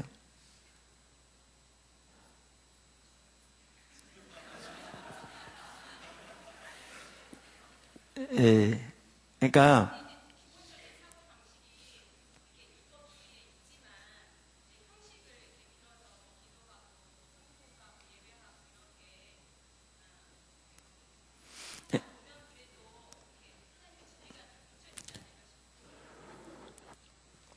그러니까 제가 여러분에게 질문하라고 그런 게 자꾸 해야 합니다. 그래야 아는데 사실 다른 분들도 물어보면 알 것 같지만 잘 모릅니다. 근데 지금 아는 척하고 앉아 있는 겁니다. 지금. 그래서 질문 자꾸 하라고 하는데도 안 하고 지금 그러고 있습니다. 지금 이제 뭐라고 그랬냐면 이제 혼동이 오는 겁니다. 이게 그러니까 자꾸 질문해야 질문하고 답하고 해야 혼동이 조금씩 거두어진다는 얘기죠. 지금 뭐 했냐면 제가 아까 이 율법 의식을 남용하는 목회자들 이렇게 말하니까 지금 우리 성도님 얘기는 뭐냐 하면 그래도 목사님이 그러니까 율법적인 가치관 가운데 있는 가운데서 예를 들면 뭐 성도들에게 기도해라 뭐 이렇게 성수주의를 해라 뭐 이렇게 말씀하는데 그거 하다 보면 그래도 깨달아지지 않느냐 지금 그 얘기거든요. 그렇죠? 이제 그 얘기인데, 근데 제가 아까 의식을 남용하는 목회자들이란 얘기는 그 뭐죠? 그 얘기는 그런 얘기가 아니고 그러니까 아까 말한 물론 그 부분이 이제 무슨 얘기인지 알겠는데요. 그러니까 예를 들면 그 아까 말한 대로 내가 이 의식을 했기 때문에 마치 될 것처럼 그렇게 의식을 내세워서 성도들에게 어떤 여러분 우리는 종교심이 다 있습니다. 인간에게는. 그래서 의식을 가지고 종교심을 적당히 부추겨주는 거죠. 불 붙여주는 거죠. 그리고 그래서 자기의 목적을 이루는 거죠. 그건 철저한 타락한 율법주의예요. 근데 문제는 성도들이 배우는 사람 입장을 볼 때 이건 마찬가지예요. 성도들끼리도 마찬가지고 목회자도 마찬가지인데 듣는 사람의 입장에서는 그것이 성경적이면 순종해야 돼요, 안 해야 돼요? 목사님의 가르치심이 율법주의 나중에 보면 가치관이라니까요. 가치관이라니까. 그러니까 의식을 안 하라는 게 올바른 게 아니죠. 지난번에도 우리 형제님이 질문하셨는데 그게 아니고 성경에 나오는 의식들은 중요하죠. 해야죠. 근데 하는데 그거 잘하는 자체가 신앙생활 잘하는 걸로 잘못돼 버린 그게 율법주의라는 거죠. 그게. 그리고 그걸 잘했기 때문에 그 대가로 하나님이 나를 복 주시고 날 지켜준다는 얘기는 내가 한 몇 가지 종교의 행위 대가로 하나님 나를 채워준다는 거예요. 그러니까 이게 정확하게 행함으로 말미암아 보이죠. 자기가 행한 몇 가지 공로로 하나님이 내 기도 응답해주고 나 보호해주고. 그러니까 하나님 믿는 게 아니고 자기 행위 믿는 거죠. 의식. 이게 잘못된 뭐라는 거죠. 그러니까 그 말은 의식을 하지 말라는 게 아니고 본질과 의식이 나온 것처럼 의식은 수단이니까 이 의식을 통해서 뭘 추구해야 된다는 거예요? 본질인 하나님 알고 사랑하는 삶 가운데 서야 된다는 거죠. 그러니까 우리가 아까 말한 대로 가르치는 내용이 성경적이면 당연히 기도해야죠. 하면서 우리는 그걸 통해서 하나님과의 교제 가운데 더 나갈 수 있게 되는 것이지요. 무슨 말인지 아시겠죠? 그래서 그러니까 여러분 엘리 제사장 밑에서 사무엘이 나왔습니다. 엘리가 지극히 타락했는데 심판이 왔는데 그 시대에 사무엘이 그 밑에서 나왔어요. 그러니까 엘리가 가르치는 가르침은 문제가 없었어요. 아까 여기에 말한 행위 이거는 너무나 타락한 거였는데 가르치는 가르침은 어떻게 해요? 문제가 없었어요. 그러니까 사무엘은 그 가르침대로 올바로 행하니까 올바른 가운데 선 거죠. 예수님께서 자기 제자들에게 바리새인들에서 말하면서 저들이 모세의 자리에 앉았으니 저들이 가르치는 말은 너희가 어떻게 하라? 다 지켜하라. 반드시 그대로 행하라 그랬어요. 문제가 아니었어요. 문제는 그들의 행위, 그들의 신앙적인 자세, 태도, 신앙의 가치관은 배우지 마라. 이거 잘못된 거라 그 말이죠.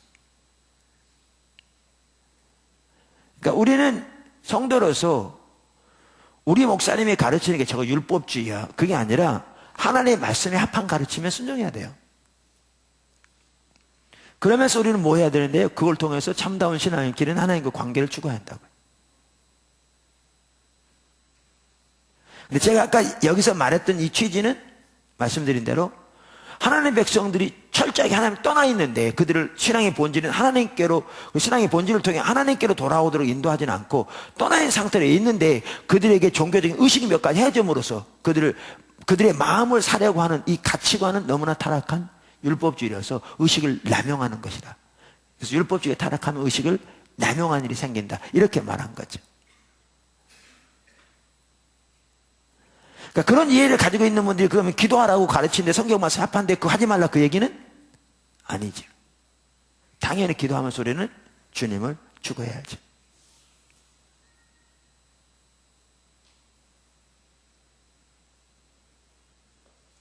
네, 또 질문 있으십니까? 네, 저 뒤에.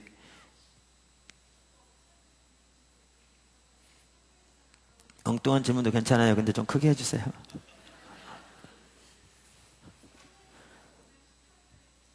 사무엘상. 네.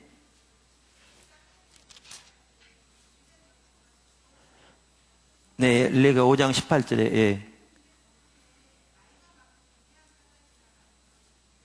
네.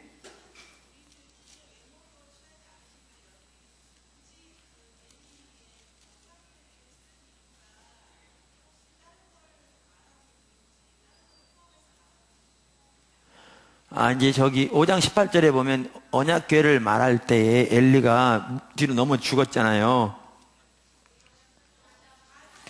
4장 18절에, 네, 엘리가 죽었는데, 목이 부러져서. 근데 거기다가 나이가 많고 비대한 까닭이라 이렇게 표현했는데, 그렇게 하나님은 외모로 취하지 않으시는데 이런 표현을 한 이유가 있을까? 이제 그 질문이거든요. 그러니까 이제 가능하면 지금 가르친 내용만 질문하세요. 예. 아니, 왜냐하면 우리가 포커스 돼 있으니까 초점이 맞춰져 있기 위해서. 근데 이제 뭐 있을까? 있을 수 있죠. 이제 아까 사람을 외모로 취하지 않는데, 예, 그건 뭘까? 이제 가장 확실한 건 하나님 앞에 가봐야 알아요. 근데 이제 저는 개인적으로 이 부분은 이제 엘리의 영적인 상태를 말하는 거기도 하죠. 그러니까 우리가 앞에서 이건 보세요. 엘리가 잘 가르쳤어요, 안 가르쳤어요? 잘 가르쳤어요. 그러니까 사무엘이 엘리의 말대로 해가 하나님의 음성들이 열리잖아요. 잘 가르쳤어요. 또 자녀들을 꾸짖었어요, 안 꾸짖었어요? 꾸짖었어요. 그러니까 자녀들이 그 잘못된 일을 할 때 우리는 생각하기를 뭐라고 그러냐면 엘리가 자녀들을 안 꾸짖었다고 생각해요. 근데 성경에 보면 엘리가 자녀들을 꾸짖었어요. 그래서 여기 보시면 뭐죠? 몇 절입니까, 그게? 2장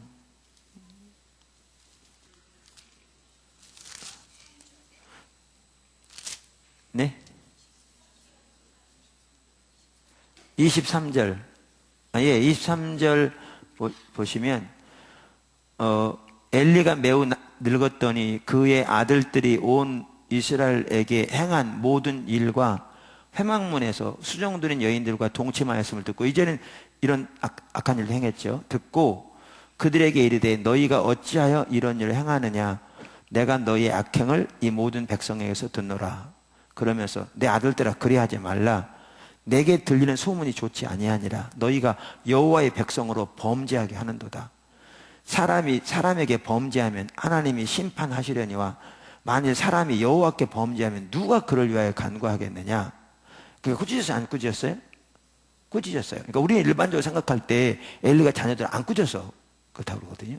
근데 보면 분명히 꾸짖었어요. 꾸짖었는데 그들이 어떻게 했다고요? 한데 그들이 자기 아버지의 말을 듣지 아니하였으니 이는 여호와께서 그들을 죽이시기로 뜻하셨습니다. 혹은 작정했다 이렇게 돼 있어요. 꾸짖었어요. 근데 사실 아까 제가 그냥 넘어가려고 그랬는데 얘기가 나와서 앞으로 나올 거 그래서 이제 그런데 나오더라도 그때그때 또 얘기를 반복하더라도 할 필요가 있어요. 제가 넘어가려고 그랬는데 여기 엘리 입장에서 보세요. 여기에 보면 엘리는 그러니까 아들들을 꾸짖었어요, 안 꾸짖었어요? 꾸짖었어요. 또 아까 잘 가르친 사람이 안 가르치는 사람이겠어요? 잘 가르쳤어요. 왜냐하면 사무엘이 하나님이 몇 차례 말씀하셨는데 사무엘 모르고 엘리에 오니까 하나님 음성이 모르고 오니까 세 번째 왔을 때 하나님 그걸 깨닫고 네가 가서 다시 그 음성이 들리거들랑 종의 듣사오니 말씀하옵소서. 그리고 주님 앞에 엎드리라. 그리고 올바른 하나님 음성 듣는 자세를 가르쳤더니 그때부터 사무엘에게 하나님과 관계가 열리고 말씀하시 그렇게 돼요. 그러니까 잘 가르쳤어요, 못 가르쳤어요? 잘 가르쳤어요. 또 자녀들 꾸짖지 안 그랬어요?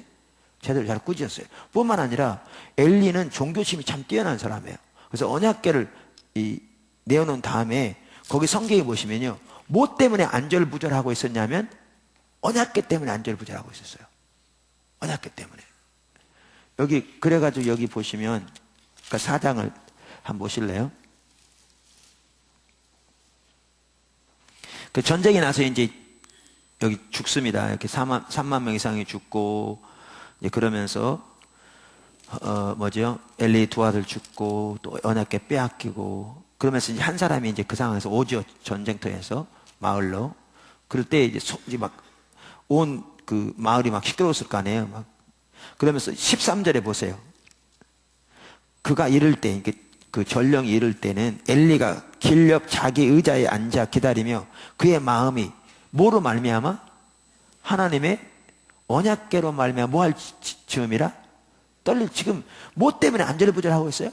언약궤 잘못될까 봐 천사장이 떨릴 즈음이에요. 그래서 이제 와서 이제 소리가 들으니까 무슨 소리냐? 눈이 어두웠다는 98세 눈이 잘 안 보였거든요. 그러니까 그랬더니 이제 여기 와니까 그 전령이 와서 여기 15절 그때 엘리의 나이가 98세라 그의 눈이 어두워서 보지 못하더라. 자, 그래서 이제 이렇게 말합니다. 그 사람이 엘리에게 말하되 나는 진중에서 나온 자라 내가 오늘 진중에 도망하여 왔나이다. 엘리가 이르되 내 아들아 일이 어찌 되었느냐? 소식을 전하는 자가 대답하여 이르되 이스라엘이 블레셋 사람 앞에서 도망하였고 백성 중에는 큰 살육이 있었고 당신의 두 아들 홈리와 비누아스도 죽임을 당하였고 하나님의 궤는 어떻게 해요? 빼앗겼나이다. 그랬더니 여기 보세요. 하나님의 궤를 말할 때 엘리가 자기 의자에 뒤로 넘어져. 충격 때문에. 자, 그러면 우리 생각에 이때 98세니까 자기 두 아들도 아마 70세 뭐 이랬겠죠. 그 이상 넘었겠죠. 아무리 그렇다 치더라도 자기 두 아들이 전사했다는 소식을 들었을 때보다 언약궤를 빼앗겼다는 소식을 들었을 때 충격이 컸다면 이 사람 우리 생각에는 어떤 사람이에요? 우리 생각에는 훌륭한 사람입니까? 완전히 하나님 멸시한 사람입니까? 제가 그럼 질문을 다시 할게요. 우리 생각에는 이분이 하나님을 존중한 사람입니까? 하나님 멸시한 사람입니까? 우리 생각에는 이 정도면. 근데 성경은 사무엘상 2장 30절에 한번 보실래요? 거기에 보면 이제 엘리 집안의 심판을 말씀하세요. 엘리 집안에. 그러면서 여기 30절 누가 읽어보실래요? 큰 소리로.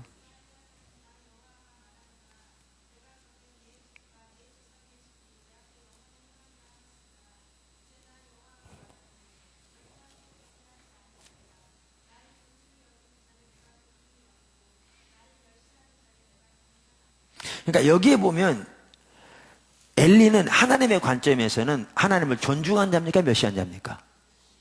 그러니까 하나님을 멸시하기 때문에 하나님도 멸시해서 심판하시겠다는 거잖아요, 지금.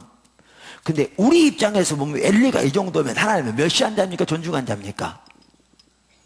존중한 사람이죠. 그러니까 이제 이게 앞으로 나와요. 그러니까 이런 하나님의 관점으로 이게 안 보여지면 우리 진짜 엉뚱하게 가는 거예요. 그러니까 이런 걸 모르면 우리는 이런 구절을 때 어떻게 생각하냐면 당연히 하나님은 하나님을 존중하는 자를 존중하시고 멸시한 자를 멸시하시면 이렇게 설교할 수 있어요, 목회자로서. 그래서 우리는 당연히 우리가 어디에 속한다고 생각해요? 하나님을 존중한 자죠. 존중하니까 주일날 교회에 와서 예배 드리고 11조도 드리고 봉사도 하지 무슨 말씀입니까? 이렇게 할 수 있어요. 근데 엘리는 이렇게 되는 거예요. 그러니까 이게 어떤 사람을 잘못 이해하면 제가 자주 말씀드린 것처럼 하나님은 기준이 너무 높아서 아무도 오르지 못할 기준 그래놓고 거기에 도달하지 않는다고 우리를 그냥 막 심판 이렇게 생각해요. 적지 않은 사람들이. 근데 그게 아니에요. 실제로 그게 아니에요. 여기 보면 그 내용을 보면 알아요. 그러니까 엘리는 아까 말한 대로 우리 생각에는 참 종교심이 뛰어난 사람이죠. 그죠? 뛰어난 사람이에요. 근데 하나님은 그를 어디에 둔다고요? 멸시하는 자. 그러니까 멸시하는 자에 두니까 하나님도 그들을 멸시한다고 하잖아요. 다시 말하면 하나님 멸시한다면 바꿔 말하면 하나님 버렸다는 얘기예요. 그러면 하나님도 버린다 이렇게 돼요. 똑같은 표현이에요. 그러니까 표현은 다른데 똑같은 의미예요. 하나님 저도 하나님 버리니까 하나님도 버렸다. 그러니까 저도 지는 게 당연하잖아요. 아까 보면 멸시한 자래요. 근데 우리가 보기에는 이게 하나님을 존중하는 자죠. 그 윗절에 보세요. 그 윗절에 바로 윗절에 29절에 2장 거기 누가 읽어주세요. 큰 소리로.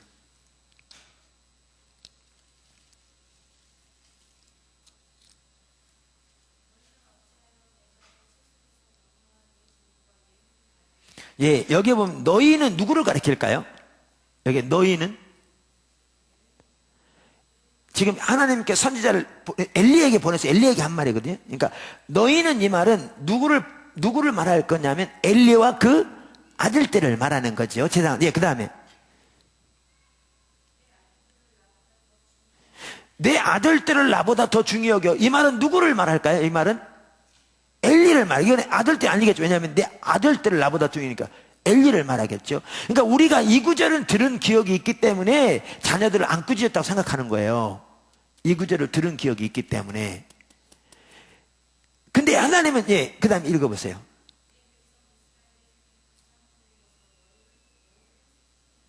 너희를 살찌게 하느냐. 자, 이걸 보면 우리가 뭘 할 수 있냐면 이걸 볼 수 있어요. 하나님은 우리 행동의 소리를 들으시는다는 건데 이걸 볼 수 있어요.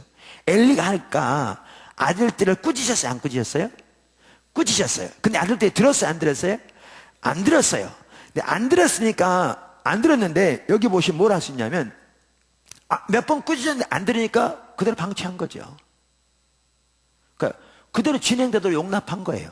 용납할 뿐만 아니라 이 구절을 보면 너희가 내게 드리는 제물로 어찌하여 스스로 살지게 하느냐 이렇게 말할 때 이 대상을 엘리와 엘리 아들들 다 포함해서 한 얘기예요. 그러니까 누구도 포함돼? 엘리도 포함되는 거 볼 수 있어요. 여기 보시면 볼 수 있어요. 그러면 우리는 이걸 볼 수 있어요. 그러니까 그 아들들이 종들을 시켜가지고 우선 제물 이거 하나님 예배를 완전히 짓밟는 거잖아요.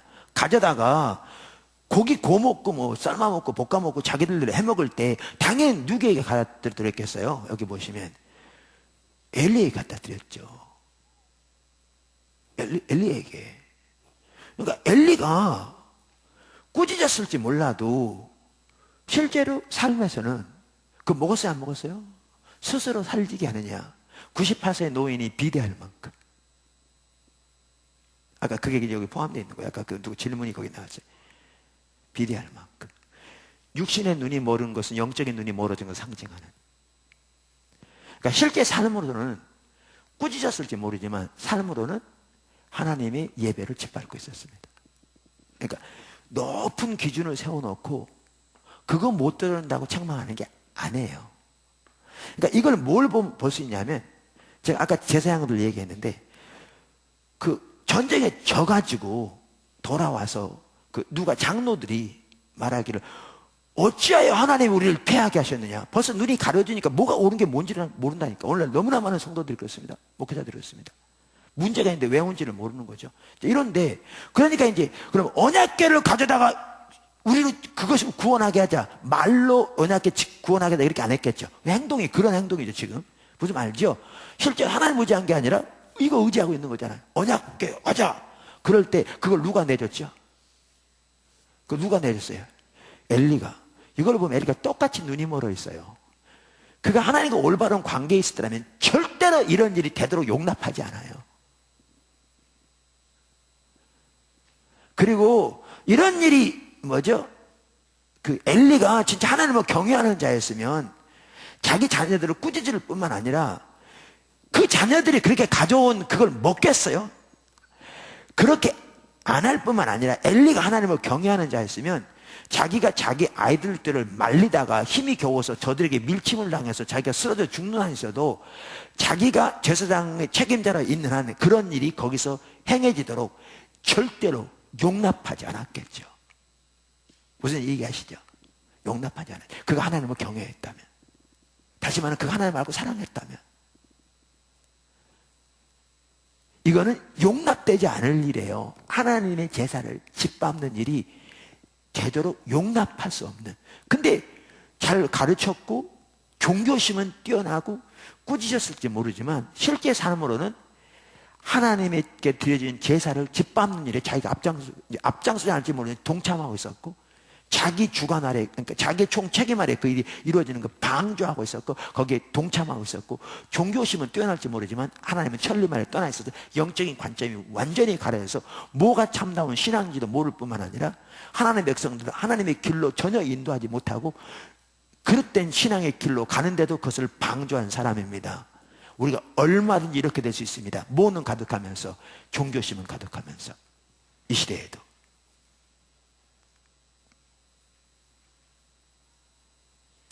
그러니까 실제로 하나님의 관점에서 심판이 올 수밖에 없었습니다. 무슨 보이시죠?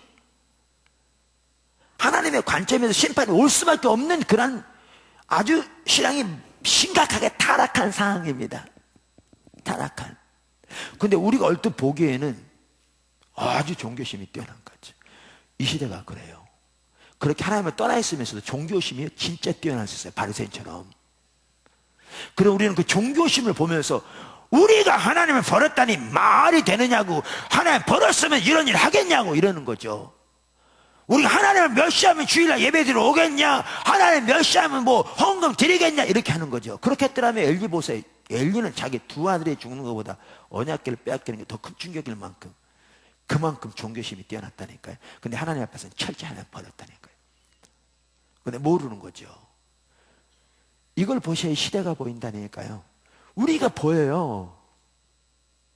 이걸 보셔야. 그러니까 의식을 하지 말란 얘기가 아니에요. 당연히 의식이 중요해요. 그러나 그것은 수단이라니까요. 이미 살펴본 대로. 이걸 보셔야 우리가 보여. 오늘날이 보여요. 그러니까 그걸 표현하면서 하나님이 그러신 거죠. 엘리에 대해서. 눈이 멀었다고. 실제로 눈이 멀었지만 아까 우리 자매니 말한 것처럼 하나님 외모를 취하지 않는데 왜 그런 부분 거기 썼겠냐. 근데 눈이 멀었다고 표현되어 있고 몸이 비둔했다 표현해 있고 그러셨다. 그러니까 98세 때 얼마나 그 재물을 가지고 동참했으면 몸이 비둔해질 만큼 그렇게 됐겠어요.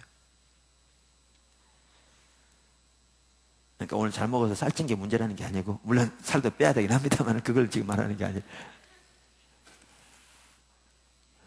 조금 더 이해되시죠? 그러니까 질문 자꾸 해야 풀린다니까요. 이게 심각한 겁니다. 그러니까 하나님은 절대로 과하게 말하지 않습니다. 우리는 하나님을 너무나 잘 모릅니다. 그래가지고 하나님 모진 분으로 여깁니다. 너무너무 막 모질고 누가 그분의 기준에 합할까 뭐 이런 식의. 그렇지 않아요. 엘리는 실제로 하나님 멸시하는 자리 있었어요. 실제로 삶에서. 앞으로 나오지만 하나님 우리 행동의 소리를 들으세요. 삶에서 하나님 버렸어요.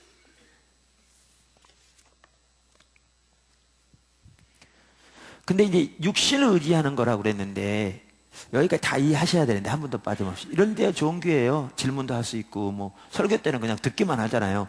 벌써 설교 때는 이거 뭐 그냥 지나갔을 일인데 벌써 이 부분까지 여러 번 얘기하고 반복해서 얘기하고 그러니까 여러분 이해가 안 되면 질문할 수 있는 좋은 기회죠. 성경 공부가. 예, 괜찮아요? 하세요.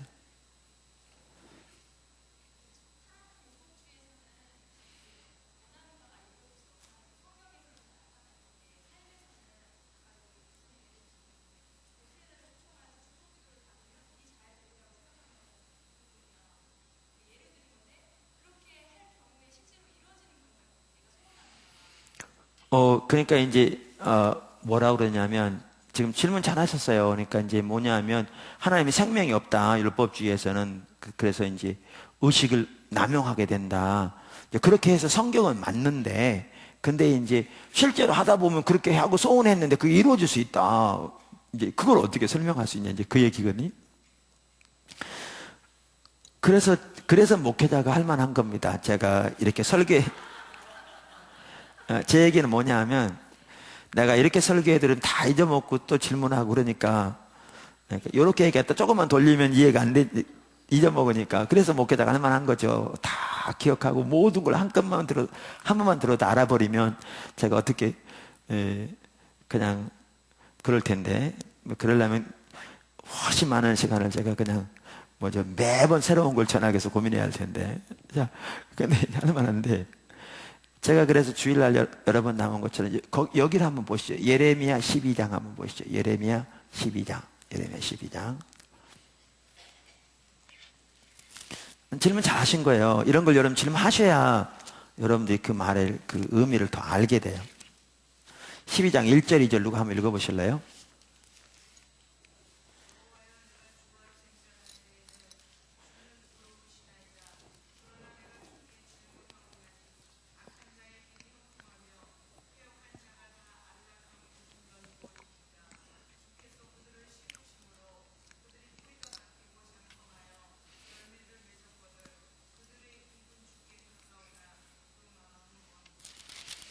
그 예레미야가요, 하나님을 따라가다 시험 들었어요.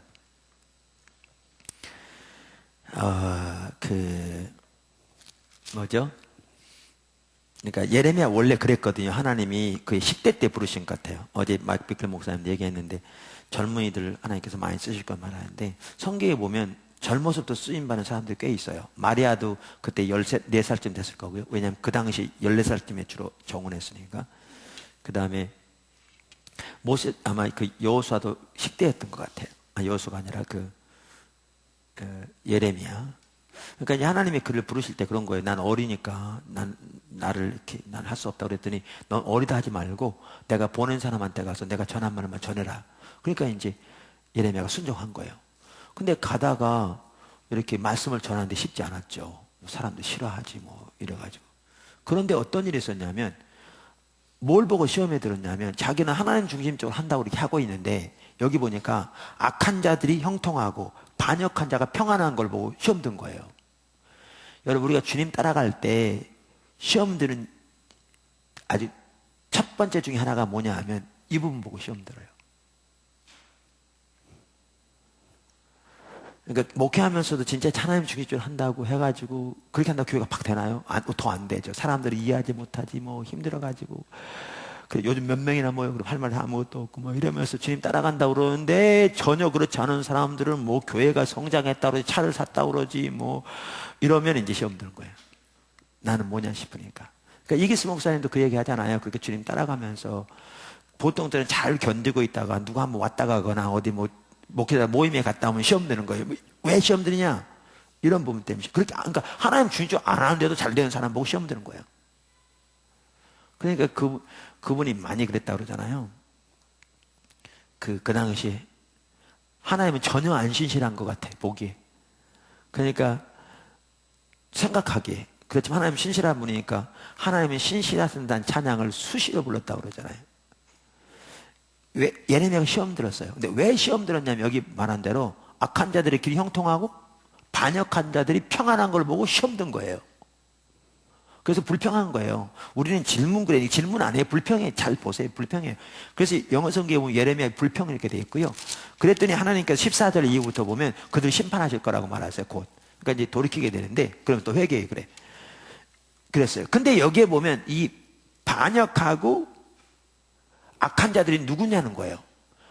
이방인 불신자들을 들고 시험 든 비슷한 사건의 시편 기자가 있어요.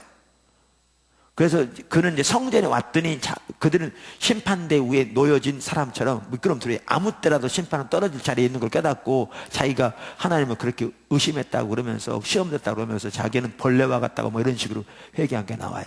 벌레란 표현은 없지만 그런 비슷한 자기는 먼지와 같다고 이러면서 그러는데 여기에서의 악한 자, 여기에서의 그 반역한 자는 이방인이 아니에요. 이들이 정체가 누군가는 2절에 나와요. 2절에. 거기 뭐라고 그러냐면 주께서 그들을 심으심으로 그들이 어떻게 해요? 뿌리가 박히고 장성한 열매를 맺었거늘 그들의 입은 어떻게 하나? 주께 가까우나 그 마음은 어떻게 할라? 머니이다. 이걸 보면 알 수 있지만 여기에 반역한 자, 여기에 악한 자가 누군가는 누구죠? 예루살렘 거민이에요. 유다 백성. 의심할 나위 없이 예루살렘 거민 유다 백성이에요. 의심할 나위 없이. 여러분 자기 중심적으로 사는 게 뭐예요? 그게 타락이라고요. 신앙의 본질에 떠나 자기 중심적으로 사는 게 세상의 방법대로 사는 게 뭐예요? 그게 악한 자국의 반역한 자라고요. 그러니까 예레미야 시대는 어느 시대라고요? 하나님의 심판이 실제로 임해서 나라가 망한 시대 말적인 상황이라고. 그럼 이걸 볼 수 있어요. 그 상황인데도 세상적인 수완 방법 잘 동원해서 잘 된 사람이 있었어요, 없었어요? 있었어요. 얼만큼? 예레미야가 시험될 만큼. 근데 그게 축복이었습니까? 아닙니다. 오늘날 사람들이 이걸 모르기 때문에 눈이 더 가려지는 거예요. 제가 이렇게 설교하면 어떤 분들은 그러거든요. 지금 자매가 말한 것처럼 그래 그럴 수 있어. 그렇지만 그분 그렇게 축복했다고 해서 부흥회 때 가가지고 그 해가지고 헌금도 하고 목사님 그 사업 잘 되잖아. 그러니까 말 안 듣는 거죠. 문제는 뭐냐 하면 세상적인 수단과 세상적인 인간적인 세상적인 방법대로 살아서 돈 많이 버는 자체가 축복 아닙니다. 그게 하나님 생명 아니에요.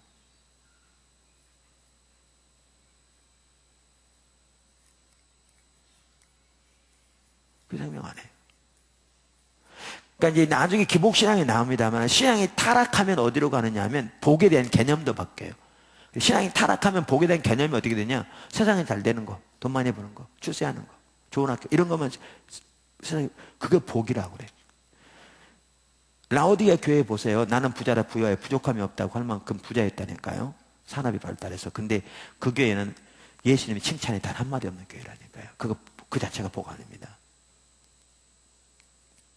하나님이 떠나 있는데, 하나님을 버렸는데, 하나님의 임재와 실제는 거쳐 있는데, 세상적인 수완과 방법으로 돈 많이 번다고 그게 축복은 전혀 아닙니다. 아니에요. 그러니까 인간적인, 오늘날에 이게 이런 관점이 안 보이니까 교회로 따지면, 오늘날 인간적인 수단을 하는 방법은 상관없이 교회만 성장하면 하나님 축복받다고 그래요, 오늘날. 뭐만 보고, 겉만 보니까.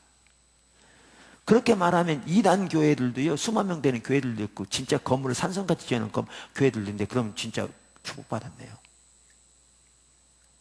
거기 다니는 사람들 그렇게 생각하게 된 눈이 가려지는 거예요. 근데 그렇게 외부적인 것만 잘 돼서 축복받았다고 하는 신앙의 본질에 떠난 이 내부를 들어가 보시면 축복이 전혀 아닌 걸 볼 수 있어요. 그들 가운데 하나님의 생명이 함께하지 않고, 하나님의 통치가 함께하지 않고, 하나님의 실제가 없고, 아까 제가 낮에 그 찬양 가사 말한 것처럼 그러한 일이 전혀 이루어지지 않는, 그러면서 세상적으로 돈만 많이 벌고 소위 말하면 뭐 정치적인 끈이 연결되죠. 그러면 그게 축복이라고 생각하는, No, 그거 축복 안 해요. 근데 그렇게 생각하게 된 눈이 가려지는 거예요. 그래서 그걸 추구하고, 저는 예레미야서 이렇게 쭉 이렇게 보면서 저들이 못 돌이키는 이유가 그렇지 않아 안 보였는데, 보세요. 여기 보면 그 거짓 선지자들의 말대로 잘 됐잖아요. 그러니까 더 못 돌이켰다고 생각해요. 돌이킬 수가 없는 거죠. 왜? 거짓 선지자들은 앞으로 나오지만 거짓 선지자들은 축복입니다, 축복입니다 그러면서 세상적인 형통을 말하는데, 이들 중에 상당수는 그렇게 잘 됐다니까요. 어떻게 살았든지 그 방법은 상관없이 하나님의 길을 따라 행치한 건 분명히 성경이 나왔어요. 하나님의 길을 버리고 세상의 방법대로 사는 건 분명히 성경에 써 있어요. 그렇게 살면서 세상이 잘 됐다니까. 여기 보시면, 그러니까 예레미야를 통해서 말씀해도 이들이 더 못 듣는 거죠. 왜? 잘 됐는데 그 거짓 선지자의 말대로. 그들은 거짓 선지자 몰랐죠. 그들이 진짜 선지자를 알았던 거죠. 그리고 대부분 그렇게 말했죠. 그러니까 더 안 보였죠. 100명 중에 95명은 그렇게 말했어요.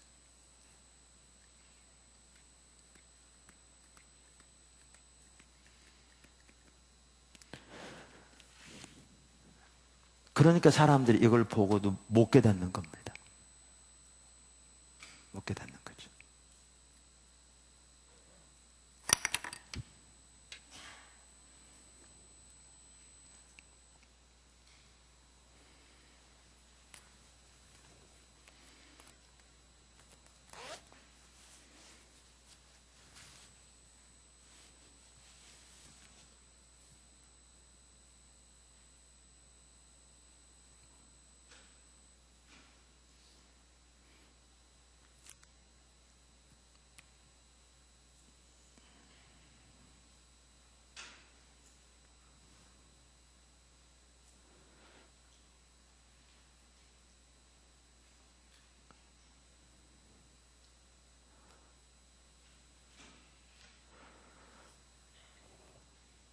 이처럼 율법주의는 뭘 의지하는 거라?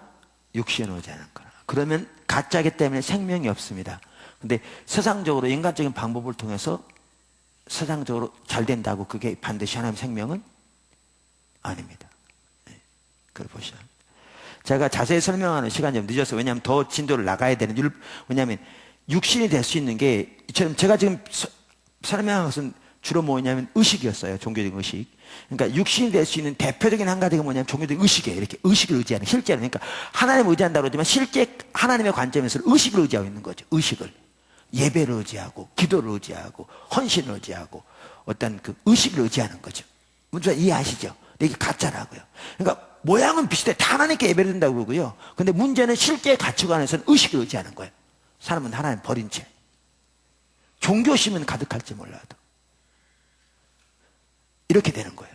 이게 가짜인데, 육신이 될 수 있는 것이 의식만이 아니에요. 다른 것이 많아요. 그래서 그 부분을 설명해야 되는데 제가 그 부분 하려면 시간이 많이 가요. 그래서 제가 그냥 진도만 나가면 안 될 것 같아서 이거 하나라도 충분히 보도록 여러분에게 자꾸 설명하고 질문받고 하는 거예요. 그리고 다른 부분은 제가 남은 시간에 못해요. 왜냐하면 시간은 좀 많이 가야 돼요. 그래서 이 부분 다음 시에 해야 돼요. 뭐 진도가 급한 건 아니니까. 그래서 여러분 오늘은 이렇게 육신을 의지하는 게 율법주의라 이 부분을 선명히 볼 수 있기를 바라요. 그리고 특별히 그렇게 보면 오늘의 현실이 보여요. 그리고 우리의 문제가 보여요. 우리의 문제가. 뭐가 문제인가 보여요. 그걸 보셔야 돼요. 제가 시계 보느라고 아까 꺼내봤어요, 이거요. 우리 교회는 시계를 안 달아놔가지고. 네. 네, 먼저 손 드셨습니다.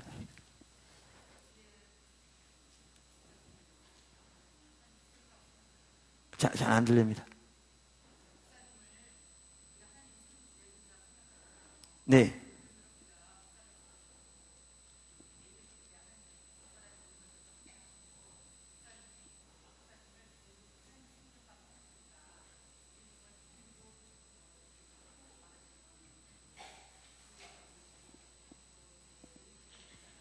네.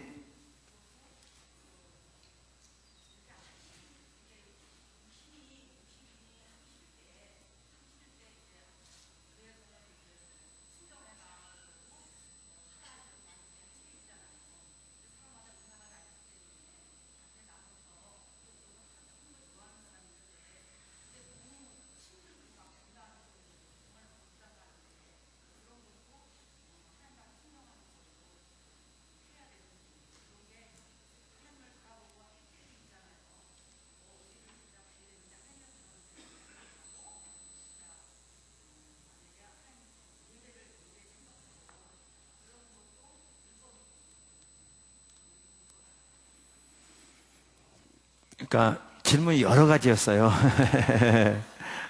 예, 여러 가지였는데, 그러니까 이제 처음부터 뭐라고 그러냐면 하나는 이제 목사님은 그러니까 목사님은 하나님이 세우신 주의 종이지 않느냐. 그러니까 목사님을 모시고 우리가 믿음으로 기도하면 또 모이면 하나님 하시지 않느냐 이렇게 말하는데요. 그러니까 참 순진하고 좋은 거예요. 근데 순진하고 좋은데 미련할 수 있어요. 그러니까 목사 안수 받았다고 무조건 하나님의 종으로서 그분이 한 모든 말은 다 하나님의 말이다. 이건 대단히 어리석은 말입니다. 이 반대로 나가면 이제 목회자 무시해요. 그건 다른 극단이고요. 그러니까 우리나라 성도들이 한편은 순진하지만 한편으로는 순진하단 말이 좋은 말도 되지만 한편으로는 다들 안 좋은 말도 합니다. 그래서 하나님이 이걸 주신 겁니다. 이 말씀을. 그래서 제가 늘 말씀드린 게 저 너무 믿지 말라 그 얘기예요. 왜냐하면 우리나라 성도들은 그게 믿음이 좋은 것 같지만 실제로 좋은 게 전혀 아닌데 뭐라고 생각하느냐면 목사님 하나님이 좋으니까 우리 믿습니다. 말씀만 하시면 순종하겠습니다. 누가 그렇게 하라고 그랬는데요. 성경이 어디에 그렇게 하라고 되어 있냐고요.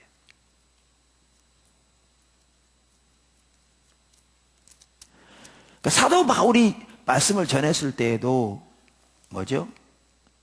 그 베레아 성도들은 하나님의 말씀에 합한가 봤는데 그럼 여러분들 사도 바울이 하나님의 말씀을 전할 때 너희가 나를 하나님의 사자로서 하나님의 말씀으로 받는도다. 그렇다 하나님의 말씀. 이거요. 사도들의 입에는 하나님의 말씀을 주신 것을 말하니까 오늘 모든 목회자들이 강단에 사는 모든 말이 하나님의 말씀이라는 얘기가 아니고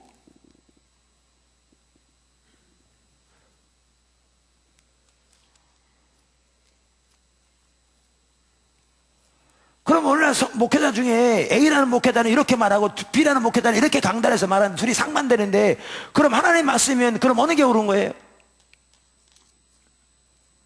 그러니까 제가 이렇게 말하면 여러분 잘못하면 목회자를 이렇게 또 불신하는 때 또 반대로 간다고요. 그건 또 다른 극단에 빠지는 거죠. 그래서 어떤 상처 있는 사람들은 그런 말만 들어가지고 꼭 꼬부려서 봐가지고 그래 목사에 별거 있냐 뭐 다 이렇게 가가지고 진짜 어떤 그 하나님이 세우신 어떤 하나님의 종으로서 어떤 그 질서나 권위나 인정하지 않고 자기가 원하는 것만 받아들여, 자기 식대로만. 그러면서 그렇게 갖다 붙여. 이건 완전히 타락한 거죠. 근데 이게 타락한 반면에 그 반대로 무조건 목사님이 기름 부음 받은 자로서 하나님이 강단에서 말하는 모든 것은 하나님의 말씀입니다. 이건 대단히 어리석은 겁니다. 성경에 합한가 봐야죠. 그래서 기준을 주셨는데, 여기에. 그래서 내가 하는 말도 그냥 무조건 믿지 말고 성경이 그런지를 보라는 거예요. 그리고 하나님의 말씀이 그러면 여주봉 목사나 다른 누가 전했기 때문이 아니라 성경이 그렇게 말하기 때문에 들으셔야죠. 근데 하나님의 말씀. 근데 이런 이해가 없으니까 제가 이전에 다른 교회도 말씀드렸고 또 앞으로 계속 나올 텐데, 우리나라 성도들이요, 제가 처음 이렇게 교회에서 이렇게 첫 번째 교회 개척의 사람 이런 부분 인도에 가실 때, 성도들이 안 따라오는 거예요. 그래서 제가 막 그랬어요. 나를 좀 믿으세요. 그때는 막. 그럼 그분들은 말은, 아니, 우리가 목사님 믿지 왜 안 믿는다고 그러세요? 그게 뭐냐면 이런 거예요. 우리가 아는 것 이상으로 그 이상 알아야 몰라요. 누구나 내가 아는 수준이 이만큼이면 이 앞에 거 알아야 몰라요. 몰라요. 인간은 다 똑같아요. 나도 여러분도 다 똑같아요. 근데 성도들이 자기가 아는 거 외에는 몰라. 그럼 내 얘기는 좀 따라와야 알든지 말든지 오라는 얘기고, 이분들은 자기들이 잘 모르겠으니까, 자기만 잘 모르니까 어떻게 따라가는 얘기예요. 인간적으로 안 믿는다는 게 아니라 그 얘기였어요. 근데 문제는 이거였어요. 제가 그걸 거치면서 성도들의 오늘날 상태가 보여지는 게요, 성도들이 하나님의 말씀으로 무장되어서 어떤 신앙이 이렇게 자리 잡힌 사람이 너무너무 드물어요. 이게 드물고 어떤 식이냐, 어려서 또 교회 다니면서 이 목사님 저 목사님 들은 얘기 여기 들어있는 거예요. 그리고 특별히 뭐 부흥 강사 왔던 얘기, 그리고 큰 교회 목사님에서 영향력이 커. 그리고 말씀을 듣되 자기가 감동받은 대로 갖다 이렇게 집어넣는 거예요. 이렇게. 그러니까 이 말씀 중에 얼마큼이 성경이고 얼마큼이 그분의 의견이고 얼마큼이 그분의 해석이고 전혀 구분이 안 돼. 이게 들어와 있어요. 그리고 이게 그의 뭐를 하고 있느냐? 신앙관을 하고 있는 거예요. 이게. 그러니까 여기에 틀리면 한 발자국도 안 움직여요. 이게 어디까지 성경인지 몰라. 그리고 이제 내가 뭐라고 그러면 성경 말씀을 펴놓고, 하나님의 말씀이 이러하잖아요. 이렇게 말하면 성경 말씀이 공통점이니까 공통분모가 있는 거예요. 서로. 근데 그렇게 안 말해. 이렇게 말하면 곧바로 나온 게 뭐냐면, 이 목사님이 이렇게 말하던데 이렇게 나와. 저 목사님은 저렇게 말하는데 이렇게 나와. 그러니까 그 목사님의 말이 어디까지가 성경이고 어디까지가 개인의 의견이고 어디까지가 성경에 대한 그분의 해석이고 이게 전혀 안 돼 있어요. 요거를 가지고 신앙생활 하는 거예요. 너무나 많은 성도들이. 그러니까 하나님의 길을 따라갈 수가 없는 거예요.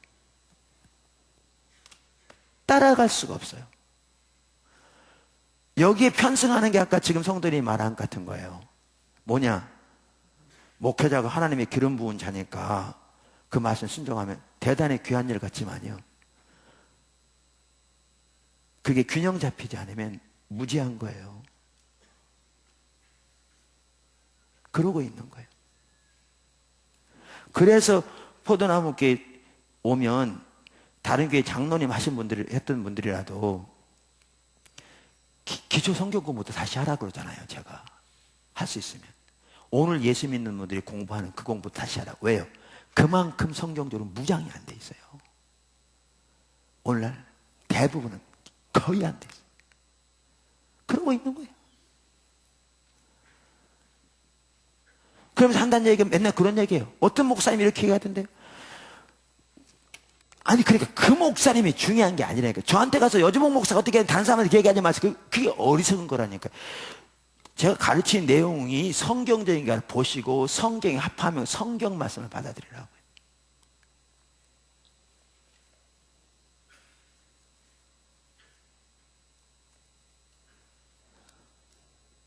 그게 우리나라 오늘날 실정이에요. 너무너무 심각해요. 그 다음에 아까 그 마지막 부분이 뭐였냐면, 아까 뭐였는데 얘기하다 잊어먹었네.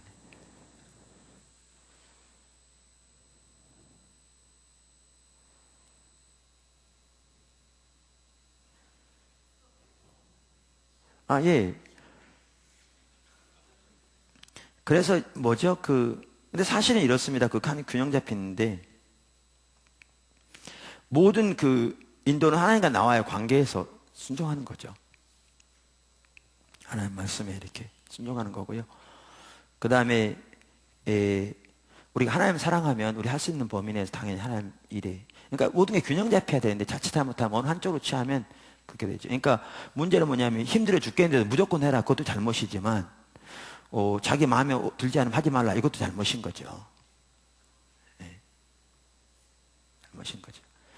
그러니까 하나님과의 관계에서 분배를 사되 문제는 하나님의 뜻에 늘 순종하고자 하는 자세를 가지고 하나님의 뜻을 분배를 해야지. 그리고 하나님의 일을 감당하되 뭐죠? 내 힘으로 하는 게 아니라 하나님 의지에서 하기 때문에 하나님 의지에서 주님 말씀대로 순종해 가는 주님의 도움을 구하면서 하면 주님을 자라나게 되는 거죠. 저는 목사 된 게 참 감사해요. 하나님 목사를 부르신 게. 여러분은 평신도라도 신앙생활 잘할 수 있으니까 하나님이 평신도를 부르셨을 거고요. 어쩌면. 나는 목사가 아니었으면 절대 못했을 거예요. 그러니까 나는 목사를 부르신 거예요. 진짜로. 근데 목사가 좋은 점이 뭐냐 하면 목사는 자기 하기 싫다고 주일날 다른 데 놀러 갈 수 없잖아요. 오늘 설교하기 싫어. 오늘 낮잠이나 자야겠다. 이거 안 되잖아. 그죠?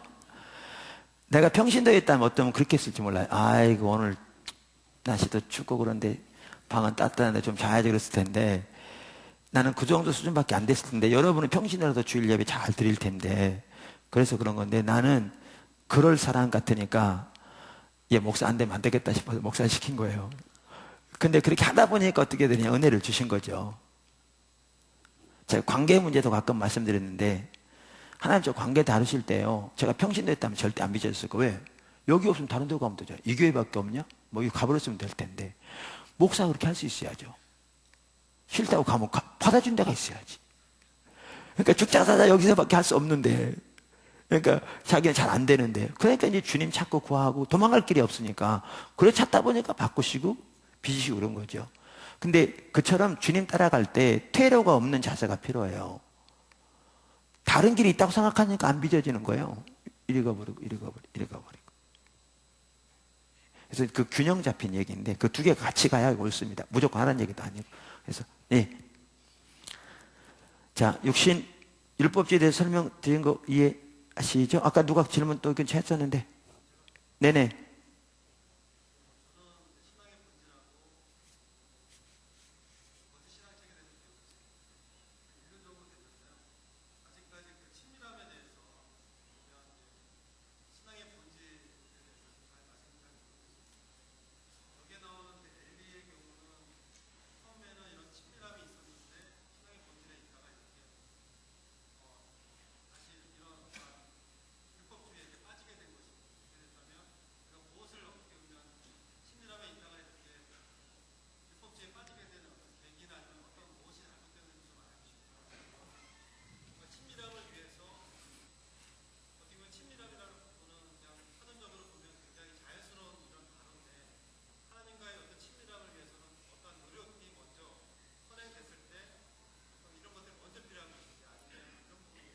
네.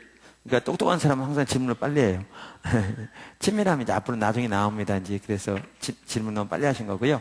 그리고 나중에 나오고 제가 다른 답변을 말하면 그러니까 아까 제가 처음 말씀드린 게 그거예요. 올바로 가다가 방향이 좀 틀어지면 그때는 몰라요. 근데 멀리 가면 되는데 엘리도 처음에는 옳게 시작했던 건 분명히 볼 수 있어요. 옳았어요. 근데 방향이 틀어진 거죠. 그러니까 우리도 마찬가지, 저도 여러분 마찬가지인 게 이제 나중에 나오지만 하나님과 친밀한 교제, 특별히 하나님의 얼굴을 구하는 사람을 지속적으로 구하지 않으면요, 우리도 모르는 사이 방향이 틀어지게 돼 있어요. 그래서 곧바로 하나님께 또 지속적으로 얼굴을 구해야 그때그때 깨닫게 해주시는데 이게 이제 굳어지다 보면 나중에는 깨닫는 마저도 사라지면서 어떻게 되느냐, 이제 천리말리 가는 거예요. 그러면서 모르는 거예요. 그러니까 이거는 우리 모두를 위한 교훈이에요. 엘리만 특별한 게 아니에요. 우리가 그럴 수 있어요. 그럴 수 있어요. 그러니까 너무 그것 때문에 두려움을 가지라는 얘기는 아닌데 경각심을 가질 필요는 있는 거죠. 근데 이제 그런 친밀함의 얘기는 이제 나중 단원에 따라 나옵니다. 네. 기도하고 마치겠습니다.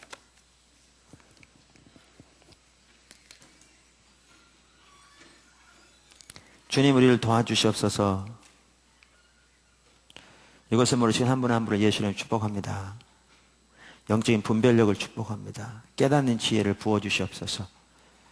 아멘. 오늘날 우리가 얼마나 참 옆으로 가 있으면서도 그 사실을 알지 못하고 우리의 신앙이 얼마나 율법주의적인 왜곡된 거짓 신앙책에 빠져 있으면서도 그 사실을 인식하지 못하는 가운데 있는지를 보게 하셔서 나 자신을 돌아보고 참다운 신앙으로 돌이킬 수 있도록 은혜를 부어주시고 하나님을 향하여 나아갈 수 있도록 우리에게 은혜를 부어주시옵소서. 이것을 모르시는 한 분 한 분이 그렇게 주께로 나가도록 도와주시옵소서. 주님 사랑합니다. 이번 한 주간도 주와 동행하면서 그렇게 주님의 목적을 보고 주님의 또 말씀하신 말 따라 순종해가는 삶을 배워가면서 주님 안에 자라나도록 도와주시옵소서. 감사합니다. 예수님 이름으로 감사하며 축복하며 기도드렸습니다. 아멘. 주일날 말씀드린 대로 네, 하나님께 감사하고요. 주일날 말씀드린 대로 아까 주중에 하나님이 이렇게 마음에 두신 분들 순종해가는 거 배우고 그다음 하나님의 음성 듣는 것도 배우고 자라나셔야 되고요. 그 다음에 우리 남자 성도님들 특별히 더 그런데 그 주님 찾는 시간을 반드시 가지셔야 돼요. 그 다윗 장막에나. 왜냐하면 그게 수단이니까 그걸 통해서 주님을 구하셔야 돼요. 그러니까 한꺼번에 딱 안 돼도 나중에 구체적인 방법 배우지만 그러나 이걸 해가기 시작하셔야 이렇게 되지. 이론적으로 배운다고 주님과의 관계는 안 열려요. 그래서 그 부분을 이해하시면 좋겠습니다. 네. 축복합니다. 이번 주간에 기도 부탁드립니다. 네. 계속 기도하시지만